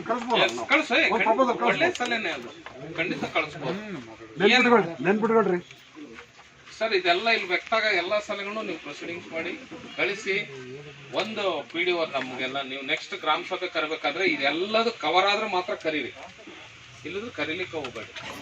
ಫಿಸಿಕಲಿ ಫೈನಾನ್ಷಿಯಲಿ ಕಂಪ್ಲೀಟ್ ಆಗಬೇಕು, ಅವ ಮಾತ್ರ ನೀವು ಗ್ರಾಮ ಸಭೆನ ಕರಿಬೇಕು. ಇನ್ನೊಂದೇನೋ ಹೇಳೋದು ಅಂತ ಜ್ಞಾಪಿಸ್ಕೊಂಡಿದ್ದೆ. ಜೊತೆಗೆ ಈಗ ಮಹಾತ್ಮ ಗಾಂಧಿ ಗ್ರಾಮೀಣ ಉದ್ಯೋಗ ಖಾತ್ರಿ ಆದ್ಮೇಲೆ ಗುರುರಾಜ್ ಈ ವರ್ಷದ ಕೆಳ ಕಾಮಗಾರಿ ಆಗಿರುತ್ತೆ, ಅದ್ರ ಬಗ್ಗೆ ಈಗ ನೀವು ವಿವರಣೆ ಕೊಡ್ತೀರಿ. ಉದಾಹರಣೆ ಡಿ ಶೀಟಿಂಗ್ ಇನ್ನು ಮುಂದೆ ತಗೊಂಡ್ರೆ, ಆ ಡಿ ಶೀಟಿಂಗ್ ಮುಗಿದ ಕ್ಷಣನೇ ಸಂಬಂಧಪಟ್ಟವ್ರು ಯಾರು ಇರ್ತಾರೆ, ಆ ಹೊಲ ಇರ್ಬೋದು, ನಾವು ಗ್ರಾಮ ಇರ್ಬೋದು, ಆ ಸಂಬಂಧಪಟ್ಟವ್ರ ಜೊತೆಗೆ ಅವ್ರ ಗಮನಕ್ಕೆ ತರ್ರಿ. ಅದು ನಿಜವಾದ ಆಡಿಟ್. ಸೋಷಿಯಲ್ ಆಡಿಟ್ ಅನ್ನೋದು ಯಾರು ಫಲಾನುಭವಿ ಇದಾರಲ್ಲ ಅವ್ರು ಸರಿ ಅನ್ಸಿದ್ರೆ ಅದು ಆಡಿಟ್. ಅಷ್ಟು ದಿನ PDOಗಳ ಜೊತೆಗೆ ಒತ್ತಾಯ ಏನಿದೆ ಅಂದ್ರೆ ಪೇಮೆಂಟ್ಗೆ ಮೊದಲೇ ನಮಗೆ ಸೋಷಿಯಲ್ ಆಡಿಟ್ ಮಾಡಿಬಿಡಿ. ಪೇಮೆಂಟ್ ಮಾಡಿದ ಮೇಲೆ ಇಲ್ಲೆಲ್ಲ ಚರ್ಚೆ ಮಾಡ್ಕೊಂಡು ವ್ಯತ್ಯಾಸ ಆಯಿತು ಅಂದ್ರೆ ರಿಕವರಿನೋ ಆಕ್ಷನ್ನ ನನ್ನ ಮೇಲೆ ಹಾಕಿಂತಲೂ ಕೆಲಸ ಆಗಿರಲಿ. ಬಿಲ್ಗಿಂತ ಮುಂಚೆ ಸೋಷಿಯಲ್ ಆಡಿಟ್ ಆಗಲಿ. ಸೋಷಿಯಲ್ ಆಡಿಟ್ ಅಲ್ಲ, ಅದು ಗ್ರಾಮ ಸಭೆ ಅಪ್ರೂವಲ್ ಆದ್ರೆ ನಾವು ಪೇಮೆಂಟ್ ಮಾಡ್ತೀವಿ. ನಾವೇ ಯಾಕೆ ಬಲಿ ಆಗ್ಬೇಕು? ಇಲ್ಲೆಲ್ಲ ಇಲ್ಲಿ ಗುಡ್ ನೇಚರ್ ಇದೆ ಸರ್. ಇಲ್ಲಿ ತೊಂದರೆ ಎಲ್ಲ, ಏನೇ ತಪ್ಪಾಗಿದ್ರು ನಾನು ಪ್ಲೀಸ್ ಮಾಡ್ಕೊಂಡ್ರೆ ಹೋಗ್ಲಿ ಬಿಡು, ಏನೋ ಆಗಿದೆ ಮುಂದಕ್ಕೆ ಹಂಗೆ ಮಾಡಬೇಡ್ರಿ ಅಂತ ಬಿಡ್ತೀರಿ. ನಾನು ಅದ್ರ ಬಗ್ಗೆ ನನಗೆ ಗೌರವ ಇದೆ ಸರ್. ಬಟ್ ಎಲ್ಲ ಪಂಚಾಯತ್ಲಿ ಇದೇ ವಾತಾವರಣ ಇಲ್ಲ. ಅಲ್ಲಿ ರಿಕವರಿ, ಆಕ್ಷನ್, ಸಸ್ಪೆನ್ಷನ್ ಎಲ್ಲವೂ ಆಗೋ ಉದಾಹರಣೆ ಇಲ್ಲ. ಸೊ ಪೇಮೆಂಟ್ಗಿನ ಮುಂಚೆನೇ ಸೋಷಿಯಲ್ ಆಡಿಟ್ ಆಗೋಗ್ಬಿಡ್ಲಿ, ಗ್ರಾಮ ಸಭೆ ಆಗೋಗ್ಬಿಡ್ಲಿ, ಒಪ್ಪಿದ್ವಿ ಪೇಮೆಂಟ್ ಆಗ್ತೀವಿ, ಇಲ್ಲ ರಿಜೆಕ್ಟ್ ಮಾಡ್ತೀವಿ, ಆಗ್ತೀವಿ, ನಾವು ಸೇಫ್ ಆಗಿರ್ತೀವಲ್ಲ ಅನ್ನೋದು ನಮ್ಗೆ ಗೊತ್ತಾಗಿದೆ ಸರ್. ಬಟ್ ಸರ್ಕಾರ ಕನ್ಸಿಡರ್ ಮಾಡ್ತಾ ಇದೆ. ಇಲ್ಲ ಸರ್, ಅವರು ಯಾಕೆಂದ್ರೆ ಎಲ್ಲಾ ಸರ್ಕಾರಗಳ ದೌರ್ಬಲ್ಯ ಏನಂದ್ರೆ ನಾವು ಬಹಳ ಕೆಲಸ ಮಾಡಿದೀವಿ ಅಂತ ತೋರಿಸ್ಕೋಬೇಕು. ಬಹಳ ಕೆಲಸ ಮಾಡಿದೀವಿ ಅಂತ ತೋರಿಸ್ಕೋಬೇಕು. ಅದಕ್ಕೆ ಯಾರ ಹಾಳಾಗ್ಲಿ, ಅದು ಸೆಕೆಂಡರಿ. ಹಂಗ ಎರಡು ಮಾಡ್ಬೋದು ಗುರುವರೇ. ಒಂದು, ನೀವು ಅಲ್ಲಿ ಯಾರು ಬೆನಿಫಿಷಿಯರೀಸ್ ಇರ್ತಾರೆ ಅವ್ರ ಗಮನಕ್ಕೆ ತರಬೇಕು. ನೆಕ್ಸ್ಟ್ ಗೋಪಾಲಕೃಷ್ಣ ಅವ್ರು ಹೇಳಿದಂಗೆ ಇಲ್ಲಿ ಸಭೆ ಮಾಡಬೇಕು. ಇನ್ನೊಂದು ಏನಂದ್ರೆ, ಮಹಾತ್ಮ ಗಾಂಧಿ ರಾಷ್ಟ್ರೀಯ ಗ್ರಾಮೀಣ ಉದ್ಯೋಗ ಖಾತ್ರಿಯಲ್ಲಿ ಕೆಲಸ ಮಾಡಬೇಕಾದ್ರೆ ಎಲ್ಲಿ ಲೈನಿಂಗ್ ಇದೆ, ಸಿಮೆಂಟ್ ಲೈನಿಂಗು, ಅಲ್ಲಿ ಯಾರು ಕೆಲಸ ಮಾಡ್ತಾರೆ ಅವರೇ ನೀವು ಗಮನದಲ್ಲಿ ಇಟ್ಕೊಂಡು, ನೀವು ಶೀಲ್ಟ್ ತೆಗೆಯೋದು ಪದೇ ಶೀಲ್ಟ್ ಆದರೂ ತೆಗಿಸ್ಬೋದು. ಲೈನಿಂಗ್ ಅಂತೂ ಈಗ ಹಣ ತರೋಕ್ಕಾಗಲ್ಲ ಸರ್ಕಾರದಿಂದ, ತುಂಬ ಕಷ್ಟವಾದ ಕೆಲಸ. ಅದನ್ನು ಗಮನದಾಗ ಇಟ್ಕೊಂಡು ಕೆಲಸ ಮಾಡಬೇಕು. ಎಲ್ಲಿ ಈಗ ಇದರಲ್ಲಿ ಲೈವಲ್ಲಿ ಮಾತಾಡ್ಬೇಡ್ರಿ ಅಂತ ಇವ್ರು ಹೇಳ್ತಾರೆ, ಆದರೂ ಏನು ಪ್ರಾಕ್ಟೀಸ್ ಏನು ನಡೆಯುತ್ತೆ, ಉದ್ಯೋಗ ಖಾತ್ರಿ ನಡೆಯೋದೇನು ಅಂತ ನಮ್ಗೆಲ್ಲರಿಗೂ ಗೊತ್ತಿರೋಂಥ ಸಂಗತಿ. ಆದರೆ ಎಲ್ಲಿ ಅಂದರೆ ಹಣ ಎಷ್ಟು ಬಳಕೆ ಆಗಿದೆ ಅನ್ನೋದಕ್ಕಿಂತ ಅಲ್ಲಿ ಸ್ಟ್ರಕ್ಚರ್ನ, ಸಿಮೆಂಟ್ನ ಹಾಳು ಮಾಡಿ ಕಾಮಗಾರಿ ಮಾಡಿದರೆ ಯಾರಿಗಾದ್ರೂ ಬೇಸರ ಆಗೋಂಥ ಸಂಗತಿ. ಕಾರಣ ಏನಂದರೆ ಅದು ಪುನಃ ನಿರ್ಮಾಣ ಮಾಡೋಕೆ ಆಗ್ತಾ ಇಲ್ಲ. ಸೊ ಅದನ್ನು ಗಮನದಾಗ ಇಟ್ಕೊಂಡು ಕೆಲಸ ಮಾಡ್ಬೇಕು. ಈಗ ಚೇತನ್ ಕೆಲವು ಪ್ರಶ್ನೆಗಳು ರೈಸ್ ಮಾಡಿದ್ರಿ, ಬಟ್ ಭಾಳ ಸಂಕ್ಷಿಪ್ತವಾಗಿ ಅದನ್ನ ಸೂಕ್ಷ್ಮವಾಗಿ ಹೇಳ್ತೀನಿ. ಯಾವುದೇ ಒಂದು ವ್ಯವಸ್ಥೆಯಲ್ಲಿ ನನಗೆ ಯಾವ್ದಾರ ದೌರ್ಬಲ್ಯ ಇದ್ರೆ ಅದು ದುರ್ಬಳಕೆ ಆಗುತ್ತೆ. ಅದು ಗ್ರಾಮ ಪಂಚಾಯತಿಂದ ಲೋಕಸಭೆವರೆಗೂ ನಾನೊಂದು ಬಿಡಿಸಿ ಹೇಳಕ್ ಹೋಗಲ್ಲ. ಯಾಕೆ ಕೆಲವು ಸಲ ಹಕ್ಕುಗಳಿಗೆ ಯಾಕೆ ಸರಿಯಾಗಿ ಗೌರವ ಸಿಗಲ್ಲ ಅನ್ನೋದು ಯಾಕೆ ಬರುತ್ತೆ ಪ್ರಸ್ತಾಪ ಅಂದರೆ, ನಮ್ದು ಯಾವ್ದಾರ ಒಂದು ದೌರ್ಬಲ್ಯ ಇದ್ರೆ ಅದನ್ನ ಖಂಡಿತ ದುರ್ಬಳಕೆ ಆಗುತ್ತೆ. ವಿಶೇಷವಾಗಿ ಜನಪ್ರತಿನಿಧಿಗಳಿಗೆ ದೌರ್ಬಲ್ಯ ಇದ್ರೆ ಅದನ್ನ ಎಲ್ಲ ಹಂತದಲ್ಲೂ ಅಧಿಕಾರಿಗಳು ಅಡ್ವಾಂಟೇಜ್ ಮಾಡ್ಕೊಳ್ತಾರೆ. ನಾನು ಅದನ್ನ ವಿವರವಾಗಿ ಹೇಳಕ್ ಹೋಗ್ತೀನಿ. ಅದು ನೀವು ಅದ್ರ ಬಗ್ಗೆ ನೀವು ಆಲೋಚನೆ ಮಾಡಬೇಕು. ಮತ್ತು ಅರಳ್ಳಿಯಲ್ಲಿ ಅಂತ ಒಂದು ಆಕ್ಷೇಪ ಕೆಲಸ ನಿಲ್ತು ಅಂದರೆ ನೀವು ಒಪ್ಕೊಂಡಿರೋದೇ ತಪ್ಪದು. ಅದನ್ನ ಪ್ರೊಟೆಸ್ಟ್ ಮಾಡಬೇಕಿತ್ತು, ಗಮನಕ್ಕೆ ತರಬೇಕಿತ್ತು, ಯಾರು ಸಂಬಂಧಪಟ್ಟರು ಗಮನಕ್ಕೆ ತರಬೇಕು, ತಂದು ಸಮಸ್ಯೆ ಕ್ಲಿಯರ್ ಮಾಡ್ಕೋಬೇಕಿತ್ತು. ರಾಷ್ಟ್ರೀಯ ಗ್ರಾಮೀಣ ಉದ್ಯೋಗ ಖಾತ್ರಿ ಎಂಥ ಯೋಜನೆ, ಈಗ ಅದು ಕಾಯ್ದೆ ಹೋಗಿ ಯೋಜನೆಗೆ ಬಂದಿದೆ. ಮುಂದಿನ ದಿನಗಳಲ್ಲಿ ಅದ್ರ ಬೇರೆ ರೂಪನೇ ಪಡಿಬೋದು, ಇದೇ ನಿಲ್ಬೋದು, ಸ್ಕೀಮೇ ನಿಲ್ಬೋದು. ಆ ಸಾಧ್ಯತೆಗಳು ನಾವೇನು ಅಲ್ಗಳಿಯಂಗಿಲ್ಲ ಅಂತ ಅನಿಸುತ್ತೆ. ಮತ್ತು ಈಗ ಕಿರಣ್ ಏನು ರೋಡಿಂದ ಹೇಳಿನ ಕಳೆದ ಗ್ರಾಮ ಪಂಚಾಯತಿಯಲ್ಲಿ ಮಂಜಾಣ ಗಂಗಾಧರ ಮಾಡಕ್ಕೆ ಹೊರಟಿದ್ರು. ಅದು ನಾನೇ ಸ್ಟಾಪ್ ಮಾಡಿದ್ದೆ. ಕಾರಣ ಏನಂದರೆ ಅದ್ರ ದಾಖಲೆ ಏನಿದೆ ಅದು ಸರ್ವೆ ಆಗಿರಲಿಲ್ಲ. ಇದು ನಮ್ಮ ಜಾಗದಾಗಿದೆ, ನಮ್ಮ ಜಾಗದಲ್ಲಿ ನೀವು ಹೆಂಗೆ ಸಾರ್ವಜನಿಕ ಹಣನ ಹಾಕ್ತೀರಿ ಅಂತ ಪ್ರಶ್ನೆ ಮಾಡಿದ್ದಕ್ಕೆ ಅದು ನಿಲ್ಲಿಸಿದ್ವಿ. ಈಗ ಅದು ಬಹುತೇಕ ಸರ್ವೆ ಆಗಿದೆ. ಯಾರ್ಯಾರ್ದು ಎಷ್ಟೆಷ್ಟು ಪ್ರಾಪರ್ಟಿ ಅನ್ನೋದು ಕ್ಲಿಯರ್ ಆಗ್ತಾಯಿದೆ. ಆದ ತಕ್ಷಣ ಒಂದು ನಂಬಿಕೆ ಏನಂದರೆ ಮುಂದಿನ ಮಳೆಗಾಲ ಬಂದಾಗ ಅಲ್ಲಿ ಆ ನಾಗರಿಕರಿಗೆ ಯಾರಿಗೂ ತೊಂದರೆ ಆಗಲ್ಲ ಅನ್ನೋ ಒಂದು ನಂಬಿಕೆ. ಅಷ್ಟರೊಳಗೆ ಅದು ರೋಡನ್ನ ಪ್ರಯಾರಿಟಿ ಮೇಲೆ ತಗೋಬೇಕು ನಮ್ಮ ಮಾತು. ಮುಂದಿನ ಮಳೆಗಾಲದೊಳಗೆ ಬರೋದ್ರೊಳಗೆ ಅದನ್ನ ಯಾವುದೇ ತೊಂದರೆ ಇಲ್ಲ. ಯಾಕಂದ್ರೆ ಈಗ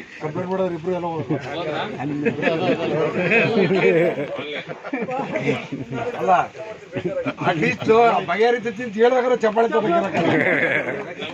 ಅವನೇನು ನಂಬಿಕಿಲ್ಲ ಮುಂದಿನ ಮಳೆಗಾಲವ. ಹೈಸ್ಕೂಲ್ದು ಒಂದು ಮಾತಾಡಿದ್ವಿ. ಪ್ರತಿ ವರ್ಷ ಅದೇ ಸಮಸ್ಯೆ ಆಗ್ತೈತಿ. ನಾವು ಪ್ರತಿ ವರ್ಷ ಮೈದಾನ ಅಭಿವೃದ್ಧಿ ಅಂತಂದೇಳಿ ಒಂದು 4 ಫೀಲ್ಡ್ ಮಾಡೋದು, ಅಲ್ಲಿ ಟ್ಯಾಕ್ಟ್ರು ತಗೊಂಡು ಭತ್ತ ಹಾಕೋದು ಇದೇ ಆಗ್ತಾ ಐತಿ. ಮೊನ್ನೆ ದನ ಬಿಟ್ಟದ್ರಂತ ಮಂಜಣ್ಣ ಅಲ್ಲಿ ಬೀಗ ಹಾಕಿ ದನ 2 ಒಳಗೆ ಕೂಡಿ ಬೀಗ ಹಾಕಿ ಬೀಗ ತಗೊಂಬಂದು ಒಂದು ಇದನ್ನ ಕೊಟ್ಟಿದ್ರು, ಒಂದು ಅವಕಾಶ. ಈಗ ಇಲ್ಲಿ ಹೈಸ್ಕೂಲು ಇಲ್ಲಿ ದನ ಬಿಡಬೇಡ್ರಿ, ಇದು ಪಂಚಾಯತಿ ಇಲ್ಲಿ ಇದನ್ನ ಭತ್ತ ಹಾಕ್ಬೇಡ್ರಿ ಅಂತ ಹೇಳ್ಬೇಕ ನಾವು ಯಾರಿಗಾರ. ಪಂಚಾಯತಿ ಭತ್ತ ಹಾಕಕ್ಕೆ ನೀವೇನಾರ ಕೊಡ್ಬೇಕು.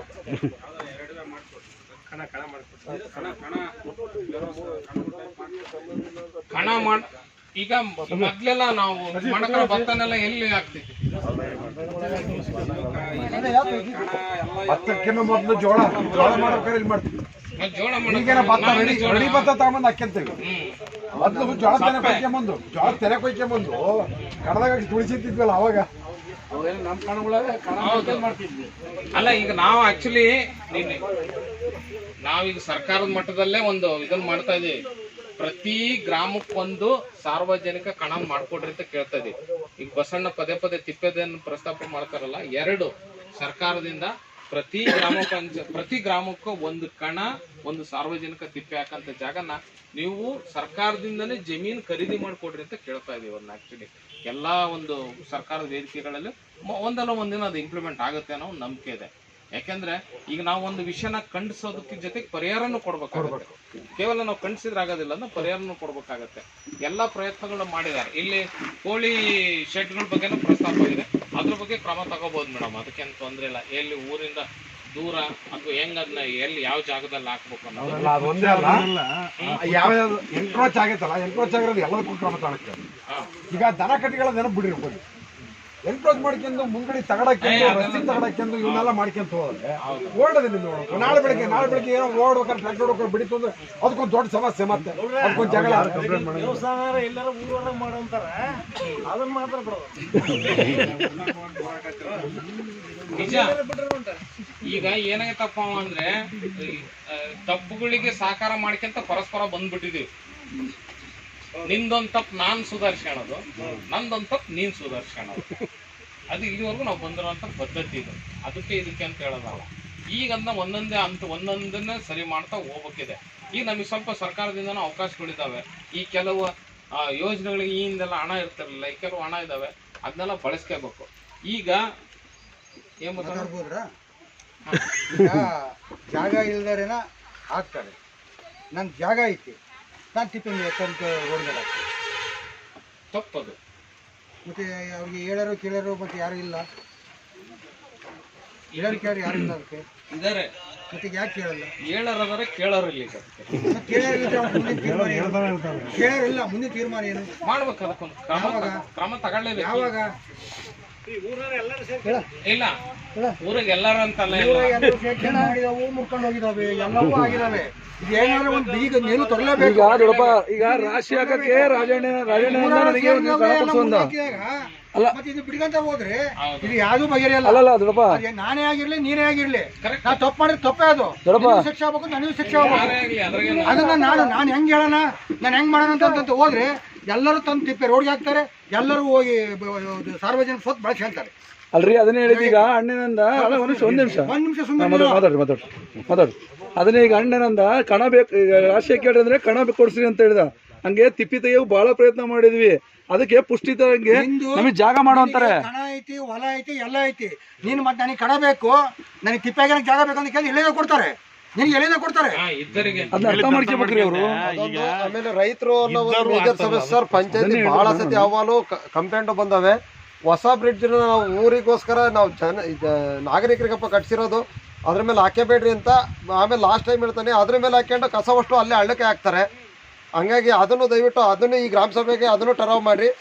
ಆ ಹೊಸ ಸೇತುವೆನ ಎಲ್ಲ ಬಂದ್ ಮಾಡ್ಕೊಂಡಿರ್ತಾರೆ. ಹಳೆ ಸೇತುವೆ ಖುಷಿಯ ಸ್ಥಿತಿಗೆ ಐತಿ ಅಂತಾನೆ ಹೊಸ ಸೇತುವೆ ಮಾಡಿರೋದು. ಅದ್ರ ಮೇಲೆ ನಾನೇ ಹಾಕ್ಯಂತಾನೆ ಅನ್ಕೊಳ್ರಿ. ಮೊದಲನೇದಾಗ ನನಗೆ ಒಂದು ನೋಟಿಸ್ ಕೊಡೋದ್ರಿ ಮುಖಾಂತರ ಶುರು ಮಾಡೋದು, ಅದಕ್ಕೂ ಒಂದು ಟರಾವ್ ಮಾಡ್ರಿ. ನೀನ್ ಪಂಚಾಯತಿಗೆ ನೀನೇ ಹೇಳಿದ್ರೆ ನಾನು ಹಾಕಿಲ್ಲ ಸರಿ, ನೀನ್ ಅದನ್ನ ಇದನ್ನ ಕಳ್ಸಪ್ಪ. ಎಲ್ಲ ಕಳ್ಸೈತಿ ಗಂಗಜ, ನಿನಗೂ ಹೇಳೈತಿ. ಈಗ ಅಲ್ಲಿ ತಿಪ್ಪೆ ತೆಗಿಯಕ್ಕೆ ಹಾಕ್ಸಕ್ಕಾಗಲ್ಲಪ್ಪ. ಈಗ ತಡಿ, ನಮ್ಮ ಅಣ್ಣೆ ಹಾಕ್ಯಾನೆ, ನಮ್ಮ ಅಳಿನ ಹಾಕ್ಯಾನೆ, ಹೇಳಿ ಸಾಕಾತು. ಈಗ ಕ್ಲೀನ್ ಮಾಡ್ಸಲ್ಲ, ಪಂಚಾಯತಿ ಬೈತು. ಅದಕ್ಕೆ ನಾವು ತಪ್ಪು ಮಾಡಿದ್ರೆ ಪಂಚಾಯತಿ ಹೇಳೋದಾಗೈತಿ. ದೇವಸ್ಥಾನ ಮೀಟಿಂಗ್ ನಾಗ ಹೇಳಿಲ್ಲ, ಅದು ಯಾರು ಆಗಿರ್ಲಿಲ್ಲ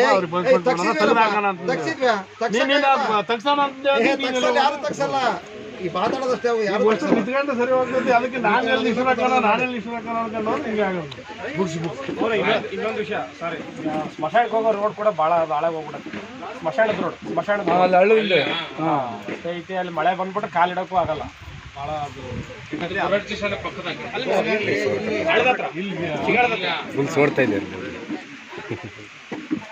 ಅದಕ್ಕೆ ಸರ್ವೆ ನಂಬರ್ ಭಾಳ ಹಳೆ ಡಿಮ್ಯಾಂಡ್ ರೀ ಅದು. ಇಲ್ಲ ಗೊತ್ತಿಲ್ಲ ಕರೆಕ್ಟ್ ಸರ್ವೆ ನಂಬರ್. ಅವ್ನಿಗೊಂದು ಅಳತೆ ಮಾಡಿಸಿ ಬಾರ್ಡರ್ ಮಾಡಿಸಪ್ಪ ಅಂದೇನೆ ಮಾಡಿಸಿಲ್ಲ. ಮಾಡಿಸಿದ್ರೆ ಮಾಡಿಸ್ಬಿಡ್ಬೋದು. ಅಳತೆಗೆ ನಾವು ಪಂಚಾಯತಿ ಇನ್ನೇ ಮುಗಿಸ್ತೀನಿ. ಮಳೆ ಜೋರ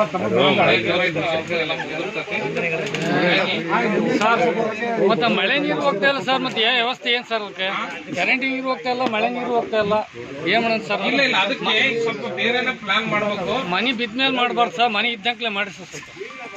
ನೀನು ಯಾವಾಗ ಹೇಳ್ತಾ ಇದೀಯ ವಿಷಯ? ಕೇಳಿ ಸರ್, ಬಹಳ ಸಲ ಕೇಳಿ, ಮೀಟಿಂಗ್ ಅಲ್ಲಿ ಇಟ್ಟಿದ್ದೀನಿ ಸರ್. ಈಗ ಹೇಳಿದೆ ತಾನೆ, ಈಗಿನ ಮುಂದೆ ಅದಕ್ಕೆ ಕ್ರಮ ತಗೋ.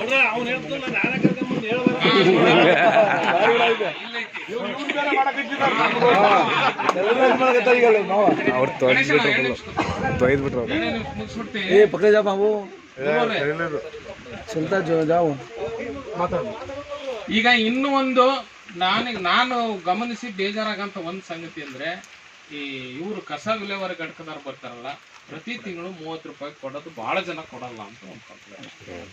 ಕೊಡಬಾರ್ದು. ಅದು ಮನೆ ಕಂಡಾಗ ಆ್ಯಡ್ ಮಾಡಿದಾರೆ.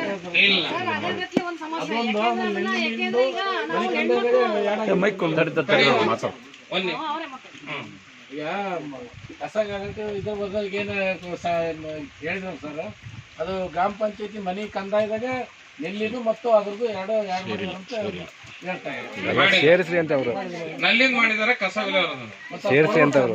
ಹೌದು, ಕೊಡ್ಬೇಕು. ಅದು ಒಂದು ಸಮಸ್ಯೆ ಏನಾಗುತ್ತೆ ಗೊತ್ತಮ್ಮ, ನಾನೀಗ ನನ್ನ ಕಸ ನನ್ನ ತಿಪ್ಪಿನ ಹಾಕ್ಯಂತೇನೆ. ಯಾವುದೇ ಕಾರಣಕ್ಕೆ ಕಸ ನಾನು ಹಾಕಲ್ಲ, ನಾನೇ ಕಟ್ಬೇಕು. ಮಕ್ಕಳು ಚಿಪ್ಸ್ ನೀನ್ ಹಾಕಲ್ಲ ಕಸನ. ಈಗ ಇದೊಂದು ವ್ಯವಸ್ಥೆ ಇರ್ಲಿ ಅನ್ನೋ ಕರ್ತೀವಿ ನಮ್ಮ ಊಟ. ಇದೊಂದು ವ್ಯವಸ್ಥೆ ಇರ್ಬೇಕು ತಾನೇ. ನಾನು ಆ ಕಸ ಹಾಕ್ಲಿ ಬಿಡ್ಲಿ, ಊರ ಕಸ ಇರಬಾರ್ದು ಅನ್ನೋದು ನಾವೆಲ್ಲ ಒಪ್ಪಂತ ಸಂಗತಿನ, ನಮ್ಗೆಲ್ಲರಿಗೂ ಇಷ್ಟ ಆಗಂತ ವಿಚಾರನ. ನಾನು ಹಾಕ್ಲಿ ಬಿಡ್ಲಿ, ಈಗ ಉದಾಹರಣೆ ನಂದೇಳಿ ಮುಂಜಾನೆ ಹೇಳ್ದಂಗೆ ನಾವು ಕಸ ಹಾಕೋದಿಲ್ಲ, ಬಟ್ ಪ್ರತಿ ಸಲನು ಪೇಮೆಂಟ್ ಕ್ಲಿಯರ್ ಮಾಡಿರು ಅಂತ ಹೇಳಿರ್ತೇನೆ. ಈಗ ನಾನು ಅದೇ ಗೋಪಾಲ ಕೃಷ್ಣ ಒಂದು ವರ್ಷ ಈಗ ನಾನು ಹೇಳ್ಬೇಕು ಅಂದ್ರೆ ನಮ್ದು ಕ್ಲಿಯರ್ ಇರ್ಬೇಕಲ್ಲ. ಆ ಕಡೆ ಗೇಟ್ ಹಾಕಿ ಎಲ್ಲ ಕಟ್ಸಿದ್ರೆ ಆ ಕಡೆ ಗೇಟ್ ಹಾಕಿ ಎಲ್ಲರೂ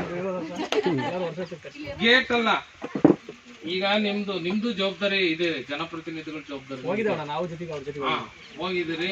ಕಟ್ಸ್ಬೇಕು, ಕಟ್ಸಕ್ ಏನ್ ಬೇಕಾ ಕೆಲಸ ಎಲ್ಲದೂ ಮಾಡ್ಬೇಕು. ಭಾಳ ಮಾಡಿ ಇನ್ನೊಂದು ಕಾನೂನು ಮಾಡಿದ್ರೆ ಹೆಂಗಿರ್ತತಿ? ಈ ಗ್ರಾಮ ಗ್ರಾಮ ಸಭೆಗೆ ಬಂದು ನಾವು ಮಾತಾಡ್ಬೇಕಾದ್ರೆ ನನ್ನ ಮನೆ ಕಂದಾಯ, ನಲ್ಲಿ ಕಂದಾಯ ಮತ್ತೆ ಇದು ಎಲ್ಲದೂ ಕ್ಲಿಯರ್ ಇರ್ಬೇಕು ಅನ್ನೋಂತ ಕಾನೂನು ಬಂದ್ರೆ ಯಾರು ಬಂದ್ ಮಾತಾಡಲ್ಲ. ಈಗಿದ್ರೆ ಕೆಲವೇ ನಿಮ್ ಕೆಲವರು ಬರೋಟಿ ಇಲ್ಲಿದ್ರೆ ಬಹಳ ಜನ ಇರ್ತಾವೆ. ಈಗ ಸಹಕಾರ ಸಂಘದಾಗ ಹೋಗ್ಬೇಕು ಅಂದ್ರೆ ಶೇರ್ ಇರ್ಬೇಕು. ಇಲ್ಲಿ ಕೂಡ ಅಂತ ಒಂದು ನಿಯಮ ಬಂದ್ರೆ ಹೆಂಗಿರ್ತದೆ? ಖಂಡಿತ ಮಾಡ್ಬೋದು. ಮಾಡ್ಬೋದಲ್ವಾ? ಅಲ್ರಿ ನೀವು ಹೇಳ್ದಂಗೆ ನಾ ಮೊನ್ನೆ ನಮ್ದು ಮನೆ ಸಿಗುತ್ತೋ ಮಾಡ್ಕೊಡ್ರಿ ಬಂದೆ ಇರ್ಬೋದು. ಏನಪ್ಪ ಮೊದ್ಲೇ ಮನೆ ಕಂದೆ ನೆಲ್ಲಿ ಕಂದೆ ಕೊಟ್ಟು ಅಂತ ಮತ್ತೆ ಯಾವ ಟೈಮ್ ಸಿಗೋದು ಕಡ್ಸಿನ ಕೂಡಲೇ ನಮ್ ಕೆಲಸ ಮಾಡ್ಕೊಡ್ಬೇಕ. ನೀನ್ ಕಟ್ಟೋದು 500 ರೂಪಾಯಿ ಕಟ್ಟಿರ್ತೀಯ, 5 ಲಕ್ಷದ ಕೆಲಸ ಕೇಳ್ತಿ, ಹೆಂಗಪ್ಪ ಮಾಡ್ಬೋದು?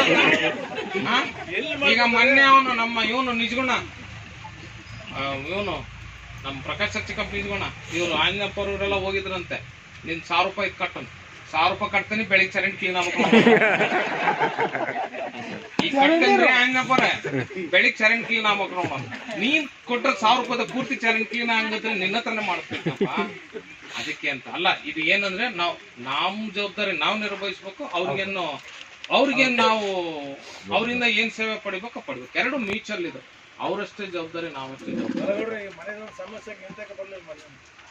ಸರಿಯಪ್ಪ, ಈಗ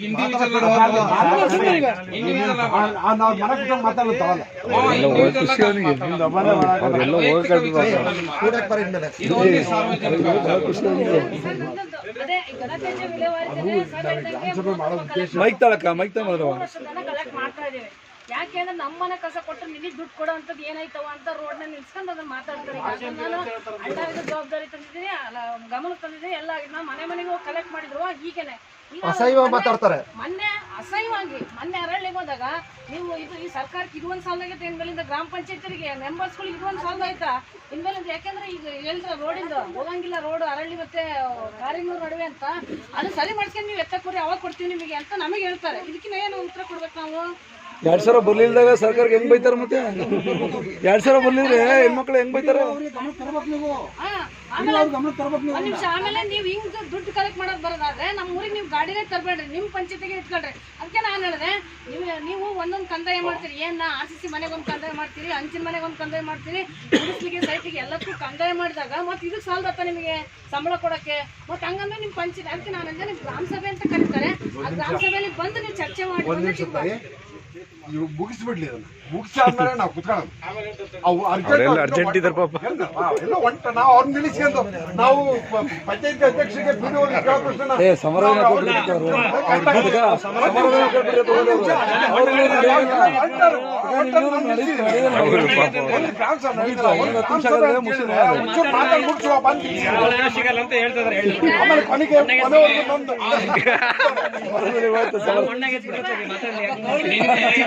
ಒಂದ್ ನಿಮಿಷ ಇಲ್ಲಿ ಶಂಕದಿಂದ ಬಂದ್ರೆ ತೀರ್ಥ ನೀವ್ ಹೇಳಿದ್ರೆ ಮಾತ್ರ ಕೇಳ್ತಾರ. ಅದೇ ನಾನು ಕೇಳಿದ್ರೆ ನಿನಗೆ ಮಾಡಕ್ ಮನೆ ಕೆಲ್ಸ ಇಲ್ಲ, ಅಲ್ಲಿ ನಾಗರಾಜ್ ನಿಮ್ಗೆ ಮನೆಗೆ ಹೇಳಕ್ ಕೇಳ್ತಾನೆಲ್ಲ ಗೊತ್ತಿಲ್ಲ, ಅದಕ್ಕೆ ಬಂದಿದ್ಯಾ ಅಂತ ಕೂಡ ನಾನು ಅನ್ಸ್ಕೊಂಡ್ ಬಂದಿದ್ದೀನಿ.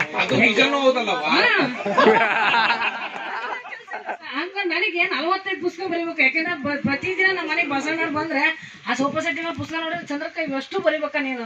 45 ಪುಸ್ತಕ ಬರಿಬೇಕು. ನಾನು ಸಂಜೀವಿನಿ ಒಕ್ಕೂಟ ಮಾಡ್ಕೊಂಡಿದ್ದೀನಿ ಅಂದಾಗ ಅಕ್ಕ ಇದನ್ನ ಬಿಟ್ಟು ಯಾಕೆ ಹೊಲಕ್ಕೆ ಹೋಗ್ಬಾರ್ದು ನೀನು ಹೊಂದ್ಕೊಂತ ಕೂಡ ಅವ್ರು ಹೇಳಿದ್ದಾರೆ ನನಗೆ ಎಷ್ಟೋ ಸಾರಿ. ಆದ್ರೆ ಅಂತದ್ರಲ್ಲಿ ಇದನ್ನ ವಹಿಸಿದ್ದಾರೆ ಪಂಚಾಯತಿಂದ ನನಗೆ ಟಾರ್ಚರ್. ಯಾರೋ PDO ಮೇಡಮ್ ಅಲ್ಲ, ಅದೇ ಸರ್ ನಾವು ಅದಕ್ಕೆ PDO ಸರ್ ಹೇಳಿದ್ರೆ ಏನು ಮಾಡಕ್ಕಾಗಲ್ಲ ಚಂದ್ರಕಲ್ ಅವ್ರಿಗೆ, ವ್ಯವಸ್ಥೆಗೆ ಬಂದ್ಬಿಟ್ಟಿದೀವಿ, ನಾವು ಅದನ್ನ ಮಾಡ್ಲೇಬೇಕು, ಮಾಡ್ತಾ ಇದೀವಿ, ಮಾಡೋಣ ಸರ್. ಅಲ್ಲ, ಆದ್ರಿಂದ ಜನಗಳ ಸಹಕಾರ ಇದ್ರೆ ಮಾತ್ರ ಇದನ್ನ ಮಾಡ್ಲಿಕ್ಕೆ ಸಾಧ್ಯ ಅಂತ. ಈಗ ನಾನು ಇಲ್ಲಿ ಹೇಳ್ಬೋದಾ ಹೇಳ್ಬಾರ್ದ ಆದ್ರೂ ಹೇಳ್ತೀನಿ. ಇದು ಗ್ರಾಮ ಸಭೆ ಆಗಿದೆ ಅಲ್ಲ, ಆದ್ರೆ ಅದೇನ್ ಇದಲ್ಲ. ಒಂದೀಗ ಈ ಮದುವೆ ಕಾರ್ಯಕ್ರಮಗಳಿಗೆ ಹೋದಾಗೆಲ್ಲ ಶಾಲ್ ಕೊಟ್ಟಿರ್ತಾವಲ್ಲ, ಸುಮಾರು ಅದು ಭಾಳ ಶಾಲ್ ಇದೆ. ಇದನ್ನೇನ್ ಮಾಡೋದು ಅಂತ ಲತಾ ಕೇಳಿದಾಗ ಅದಕ್ಕೆ ಒಂದು ಪ್ಲಾನ್ ಮಾಡಿ ನಾವು ಊರಾಗ ಎಲ್ಲರ ಮನೆಗೆ ಹೋಗಿ ಅಲ್ಲಿ ಹಿರಿಯರಿಗೆ ಶಾಕ್ ಕೊಡ್ಬಾರ್ದು ಅಂತ ಅನ್ಕೊಂಡಿದ್ವಿ. ಹಂಗ್ ಪ್ರತಿ ಮನೆಗೆ ಹೋದಾಗ ಈ ಕಂದಾಯ ಇದ್ದು ತಗೊಂಡು ಹೋಗ್ತೀನಿ. ನಿಮ್ದಿಷ್ಟು ಮನೆ ಕಂದಾಯ ಬಾಕಿ ಐತಿ, ನಿಮ್ದಿಷ್ಟು ಇದ್ರ ಬಾಕಿ ಐತಿ, ಇನ್ನು ಕ್ಲಿಯರ್ ಮಾಡ್ರಿ ಅಂತ ಎಲ್ಲರ ಮನೆಗೂ ನಾನು ರಿಕ್ವೆಸ್ಟ್ ಮಾಡ್ತೀನಿ. ಅಲ್ಲಿ ಒಂದ್ಸಲ ಕಟ್ಸಿದ ಮೇಲೆ ಉಳಿದಾರೆಲ್ಲ ಕಟ್ಬೋದು. ಆಮೇಲೆ ಈಗ ಇನ್ನೂ ಒಂದು ಲೈವ್ ಇರೋದ್ರಿಂದಾನೇ ಹೇಳ್ತಾ ಇದೀನಿ, ಒಂದು ಚುನಾವಣಾ ಆಯೋಗ ಒಂದು ಪತ್ರ ಬರೀಬೇಕು ಅಂತಿದ್ದೀನಿ. ಯಾಕಂದ್ರೆ ಮುಂದೆ ಇನ್ನೊಂದು ವರ್ಷಕ್ಕೆ ಗ್ರಾಮ ಪಂಚಾಯತಿ ಚುನಾವಣೆ ಬರೋದ್ರಿಂದ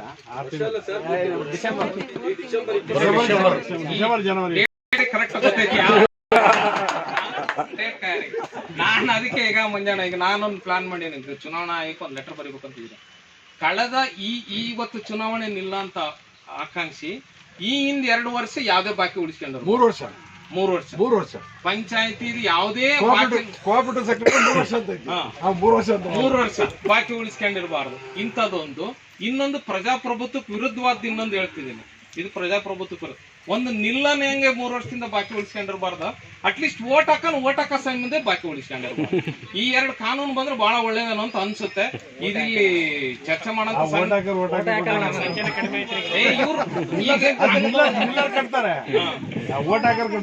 ಕಟ್ಟಲ್ಲ.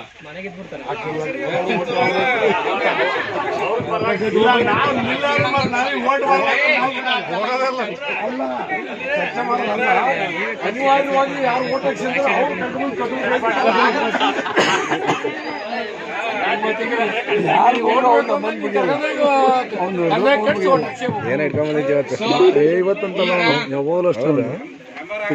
ಈಗ ಸಾಲ ಮಾಡಿರ್ತಾರಲ್ರಿ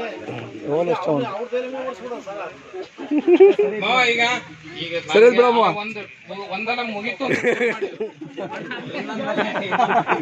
ಈಗ ನಿನ್ನೆ ಗಣೇಶಣ್ಣ ರೋಡ್ ಆಗ್ಬೇಕಂದ್ರೆ ಕೂತಬೇಕು. ನಾವು ಮುಗಿಸಿದ್ವಿ ಇಷ್ಟ ಹೇಳಿ. ಆಕ್ಚುಲಿ ಲೋಕಸಭೆ ವಿಧಾನಸಭೆಯಲ್ಲೂ ಇಷ್ಟು ಯೋಗ್ಯವಾಗಿ ಇತ್ತೀಚೆಗೆ ಚರ್ಚೆ ಆಗ್ತಾ ಇಲ್ಲ. ಅಂತ ಒಳ್ಳೆ ಯೋಗ್ಯವಾಗಿ ಚರ್ಚೆ ಆಗೈತೆ ನಮ್ಮ ಗ್ರಾಮ ಸಭೆ ಅನ್ನೋ ತೃಪ್ತಿ ನನಗಂತೂ ಇದೆ. ಇಲ್ಲೆಲ್ಲ ಪ್ರಸ್ತಾಪ ಆಗಿರೋ ವಿಷಯಗಳು ಕೂಡ ತುಂಬಾ ಗಂಭೀರ, ತುಂಬಾ ಯೋಗ್ಯ. ಆದ್ರೆ ಪ್ರಸ್ತಾಪ ಆದ ವಿಷಯಗಳು ಕೆಲವು ಸಲ ನಮಗೆ ಬೇಸರ ತರಬಹುದು. ಆದ್ರೆ ಆ ಪದಗಳನ್ನ ನಾವು ಗಮನಿಸ್ದಂಗೆ ಅವರು ಯಾವ ಉದ್ದೇಶದಿಂದ ಹೇಳಿದಾರೆ ಈ ವಿಷಯ ಅನ್ನೋದನ್ನ ಗೌರವಿತ ತಗೊಂಡು ಯಾರ್ಯಾರಿಗಿದು ತಲುಪುತ್ತ, ಪಂಚಾಯತಿ ಸದಸ್ಯರು ಯಾವ್ದನ್ನ ತಗೋಬೇಕು, ಪಂಚಾಯತಿ ಅಧಿಕಾರಿಗಳು ಯಾವ್ದನ್ನ ತಗೋಬೇಕು, ಸಿಬ್ಬಂದಿ ವರ್ಗದಲ್ಲಿ ಯಾವ್ದು ತಗೋಬೇಕು ಅನ್ನೋದು, ಸರ್ಕಾರ ಯಾವ್ದು ತಗೋಬೇಕು ಅನ್ನೋದನ್ನ ಗೌರವಯುತವಾಗಿ ತಗೊಂಡು ನಾವು ಆ ವ್ಯಕ್ತಿನ ಗಮನಿಸೋದಲ್ಲ, ಈ ಸಮಸ್ಯೆನ ಗಣೇಶಣ್ಣ ಹೇಳಿದಾನೆ ಅನ್ನೋದಲ್ಲ ಇಂಪಾರ್ಟೆಂಟ್, ಆ ಸಮಸ್ಯೆ ಇಂಪಾರ್ಟೆಂಟ್. ಆ ಸಮಸ್ಯೆಗೆ ಪರಿಹಾರ ಕಂಡ್ಕೋಬೇಕು. ಬಸಣ್ಣ ಹೇಳಿದಾನೆ, ಮಂಜಣ್ಣ ಹೇಳಿದ, ಗಂಗಾಧರ, ಹಿಂಗ್ ಯಾವುದೇ ವ್ಯಕ್ತಿಗಳು ಹೇಳಿದಾರೆ ಈ ಸಮಸ್ಯೆಗಳು ಅಂತಲ್ಲ, ಎಲ್ಲರೂ ಹೇಳಿರೋದು ಕೂಡ ಸಾರ್ವಜನಿಕ ಸಮಸ್ಯೆಗಳು. ಆ ಸಮಸ್ಯೆಗಳಿಗೆ ಪರಿಹಾರ ಕಂಡ್ಕೊಂಡ್ರೆ ನಾವು ನೆಕ್ಸ್ಟ್ ಗ್ರಾಮ ಸಭೆ ಮಾಡ್ಲಿಕ್ಕೆ ನಾವು ಅರ್ಹರು. ಡೇಟ್ ವೈಸ್ ಗ್ರಾಮ ಸಭೆ ಮಾಡೋದು ಇಂಪಾರ್ಟೆಂಟ್ ಅಲ್ಲ, ಸಮಸ್ಯೆಗಳಿಗೆ ಪರಿಹಾರ ಕಾಣ್ತಾ ಗ್ರಾಮ ಸಭೆ ಮಾಡೋದು ಇಂಪಾರ್ಟೆಂಟ್. ಭಾಳ ಮಾಡಿ ನಾವೊಂದು ಈಗ ಗಂಗಾಧರ ಹೇಳಿದ ಕಾರಿಗ್ನೂರಿಗೊಂದು ಇತಿಹಾಸ ಇದೆ, ಕಾರಿಗ್ನೂರಿಗೊಂದು ಇತಿಹಾಸ ಇದೆ, ಕಾರಿಗ್ನೂರಿಗೊಂದು ಇತಿಹಾಸ ಇದೆ ಅನ್ನೋದು ಇತ್ತು ಅಂತ ಮಾತಾಡಂಗಾಗಿದೆ. ಇದೇ ಅನ್ನೋದು ಮಾಡ್ಬೇಕು ಅಂದ್ರೆ ಇಲ್ಲಿ ಗ್ರಾಮ ಸಭೆ ಅನ್ನೋದು ಕೂಡ ಚೆನ್ನಾಗಿ ಆಗ್ಬೇಕು. ಇಲ್ಲಿ ಚರ್ಚೆ ಆಗಂತ ವಿಷಯಗಳು ಕೂಡ ಪರಿಹಾರ ಆಗ್ಬೇಕು. ಇಲ್ಲಿ ಏನೇ ಮಾತಾಡ್ತೀವಿ ಒಂದು ಸಾರ್ವಜನಿಕವಾಗಿ ಅಂದ್ರೆ ಅದಕ್ಕೆಲ್ಲ ಪರಿಹಾರ ಕಂಡ್ಕೊಂಡಂಗಿರ್ಬೇಕು. ಅದರ ಜೊತೆಗೆ ನಾವೇನ್ ಚರ್ಚೆ ಮಾಡ್ತೀವಿ, ನಾವಿಲ್ಲಿ ಯಾವ ವಿಚಾರ ಬಗ್ಗೆ ಪ್ರಸ್ತಾಪ ಮಾಡ್ತೀವಿ ಅದು ಸರ್ಕಾರದ ಲೆವೆಲ್ ಅಲ್ಲಿ ಚರ್ಚೆ ಆಗೋ ರೀತಿಯಲ್ಲಿ ಆಗ್ಬೇಕು, ಅನುಷ್ಠಾನಕ್ಕೆ ಬರೋ ರೀತಿಯಲ್ಲಿ ಆಗ್ಬೇಕು. ಖಂಡಿತ ಆಗುತ್ತೆ. ನನಗೆ ಕೆಲವು ಅನುಭವ ಇದಾವೆ, ಬಟ್ ಈಗ ಅದನ್ನ ಹೇಳಕ್ಕೆಲ್ಲ ಸಮಯ ಇಲ್ಲ. ಬಸವಣ್ಣ ಜಿಲ್ಲಾ ಪಂಚಾಯತಿಂದ ಕೊಟ್ಟಂತ ಸಲಹೆಗಳು ರಾಜ್ಯದಲ್ಲಿ ಜಾರಿಗೆ ಬಂದಿದಾವೆ. ಆದ್ರೆ ಈಗ ನಾನು ಅದನ್ನೆಲ್ಲ ವಿವರ ಹೇಳಕ್ಕೆ ಸಮಯ ಇಲ್ಲದೆ ಇರೋದ್ರಿಂದ ಮಳೆನು ಅದು ಅಲ್ಲ ಯೂರಿನ್ ಬಿಡಲ್ಲ ಅಂತ ಬಿಸಿಲೇ ಬಿತ್ತು. ಇನ್ನು ಮುಂದೆ ಸರ್ ಈಗ ನೀವು ಗ್ರಾಮ ಸಭೆಗೂ ಕೂಡ ಒಂದು ಒಳ್ಳೆ ಊಟದ ವ್ಯವಸ್ಥೆ ಮಾಡ್ಬೇಕು. ಗ್ರಾಮ ಸಭೆ ಆದ್ಮೇಲೆ ನಾವೇನಂದ್ರೆ ಒಂದು ಸಮಸ್ಯೆ ಹೇಳ್ತೀವಿ, ಹೋಗ್ಬಿಡ್ತೀವಿ, ಅದಲ್ಲ. ಗ್ರಾಮ ಸಭೆ ಹೋಗ್ಲಿಕ್ಕಿಂತಲೂ ಅಧಿಕಾರಿ ವರ್ಗ ಎಲ್ಲರೂ ಇರಬೇಕು. ಅಧಿಕಾರಿಗಳು ಬಹಳ ಮುಖ್ಯ. ಅದು ಫಸ್ಟ್ ಕಂಡೀಷನ್ ಅಧಿಕಾರಿಗಳಿದ್ರೆ ಗ್ರಾಮ ಸಭೆ. ನಮ್ಗೆ ಏನ್ ಬೇಕಾಗಿತ್ತಲ್ಲ ಊಟ, ಆ ಊಟಕ್ಕೆ ನೀಡ್ಯಾರ ಅವರು. ಈ ಊಟ ಅಲ್ಲ ನಮಗೆ ಬೇಕಾಗಿರೋದು, ಅಧಿಕಾರಿಗಳು ಊಟ ಬೇಕು. ಅಲ್ಲ, ನಾನು ಯಾಕೆ ಉದ್ದೇಶ ಹೇಳ್ತೀನಿ ಅಂದ್ರೆ ಕೋರಂ ಹೆಂಗೆ ಫಸ್ಟ್ ಅಧಿಕಾರಿಗಳು ಕೋರಂ ಇಂಪಾರ್ಟೆಂಟ್, ಜನರು ಕೋರಂ ಅಲ್ಲ. ಯಾವುದೇ ಗ್ರಾಮ ಸಭೆ ಅಥವಾ ಗ್ರಾಮ ಪರಿಶೋಧನಾ ಸಭೆಗೆ ಅಧಿಕಾರಿಗಳು ಕೋರಂ ಇಂಪಾರ್ಟೆಂಟ್. ನಾನು ಯಾಕೆ ಊಟ ಅಂತ ಹೇಳಿದೆ ಅಂದ್ರೆ ನಾವೆಲ್ಲ ಸಭೆ ಎಲ್ಲ ಆದ್ಮೇಲೆ ನಾವ್ ಏನೇನ್ ಪ್ರಶ್ನೆ ಮಾಡಿರ್ತೀವಿ, ಏನೇನ್ ಚರ್ಚೆ ಮಾಡ್ತೀವಿ, ಒಂಥರ ಅದೇನಾದ್ರೂ ಒಂದು ನಮ್ಮ ಮಧ್ಯೆ ಭಿನ್ನಾಭಿಪ್ರಾಯ ಆಗಿದ್ರೆ ಅದಕ್ಕೆ ಹಂಗೆ ಈ ಸಭೆ ಮುಗಿದ ತಕ್ಷಣ ಅದು ಕೂಡ ಸರಿ ಹೋಗಿ ಮತ್ ಮುಂದೆ ಹೆಂಗಿರ್ಬೇಕು ನಮ್ದೆಲ್ಲ ಲೈವ್ಲಿಹುಡ್ ಎಲ್ಲ ನಮ್ದು ಹಂಗೆ ಇರ್ಬೇಕು. ಈ ಯಾವ್ದೇ ವಿಷಯ ಪ್ರಸ್ತಾಪಕದೇನಿದೆ ಈ ಸಭೆಗೆ ಸೀಮಿತ ಮತ್ತು ಸಮಸ್ಯೆ ಪರಿಹಾರಕ್ಕೆ ಸೀಮಿತ ಅನ್ನೋದನ್ನ ಹಂಗಾಗಿ ಅವನು ಕಿರಣ ರ್ಯಾಶ್ ಅಂದ್ರು ಏನು ತಪ್ಪು ತಿಳ್ಕೊಳಲ್ಲ, ಏನಂದ್ರು ತಪ್ಪು ತಿಳ್ಕೊಳಲ್ಲ. ಅದ್ರ ಮುಂದೆ ಪರಿಹಾರ ಏನಾಗಬೇಕಿದೆ, ಅವ್ನು ಹೇಳಿದ ವಿಷಯಕ್ಕೆ ಸೆಟ್ ಆಗೋದಕ್ಕೆ ಅವ್ನು ಹೇಳಿದ ವಿಷಯಕ್ಕೆ ಪರಿಹಾರ ಕಂಡ್ಕೊಂಡ್ರೆ ಅದು ನಿಜವಾದ ಒಂದು ರೆಸ್ಪಾನ್ಸಿಬಿಲಿಟಿ. ಆ ದೃಷ್ಟಿಯಿಂದ ಇಷ್ಟೋ ತನಕ ಸುದೀರ್ಘವಾಗಿ ಎಲ್ಲರ ಪಾರ್ಟಿಸಿಪೇಷನ್ ತುಂಬ ಚೆನ್ನಾಗಿದೆ. ನಾನು ಮೊದಲೇ ಇಷ್ಟು ಜನ ನನಗೂ ನಿರೀಕ್ಷೆ ಇರಲಿಲ್ಲ, ಬರ್ತಾ ಬರ್ತಾ ಸಂಖ್ಯೆ ಚೆನ್ನಾಗಿ ಸೇರಿದೆ. ಮೈಮಣ್ಣು ಹೇಳಿದಾರೆ, ಮಂಜಣ್ಣ ಹೇಳಿದ್ನಂತ ಗ್ರಾಮ ಸಭೆ ಬರ್ಬೇಕು ಅಂತ, ಅವ್ರಿಗೆ ಇವತ್ತು ಬರೋಕ್ಕಾಗದೇ ಇರಲಿಲ್ಲ. ನೆಕ್ಸ್ಟ್ ಅಂತ ನಾನು ಗ್ರಾಮ ಸಭೆಗೆ ಬಂದೇ ಬರ್ತೀನಿ. ಈಗ ಅದು ಹೇಳ್ಬಿಡ್ತೀನಿ, MLA ಆಗಕ್ಕೆ ನಿರಾಕರಿಸ್ತಾರಂತ ಮನುಷ್ಯ ಗ್ರಾಮ ಸಭೆಗೆ ಬಂದೇ ಬರ್ತೀನಿ ಅಂತ ಹೇಳಿದಾರೆ. ಅಂದ್ರೆ ಅಷ್ಟು ಇಂಪಾರ್ಟೆಂಟ್ ಇದು ಗ್ರಾಮ ಸಭೆ ಅನ್ನೋದು, ಅಷ್ಟು ಇಂಪಾರ್ಟೆಂಟ್ ಅಂತ ಅದನ್ನ ನಾವು ಗಂಭೀರವಾಗಿ ತಗೋಬಹುದಾದಂಥ ವಿಷಯ. ಆ ದೃಷ್ಟಿಯಿಂದ ವೇದಿಕೆ ಮೇಲೆ ಇರೋರ್ಗು ನಿಮಗೂ ಎಲ್ಲರಿಗೂ ಒಂದ್ಸದ್ರ ಜೊತೆಗೆ ಮುಂದಿನ ಸಲ ನೀವು ಬರೋ ಸಭೆಗೆ ಈಗಿನ ಸಮಸ್ಯೆ ಪರಿಹಾರ ಆಗಿ ಹೊಸ ಸಮಸ್ಯೆ ತರಂತ ಕಾಲ ಬರ್ಲಿ ಅಂತೇಳಿ ನಮ್ಮ ಮಾತು. ಪರಿಹಾರ ಆಗಿ ಹೊಸ ಕಾಮಗಾರಿ, ಹೊಸ ಕಾಮಗಾರಿ, ಹೊಸ ಆಲೋಚನೆ, ಸಮಸ್ಯೆಗಳು ಬೇಡ, ಹೊಸ ಗುರಿ. ಎಸ್,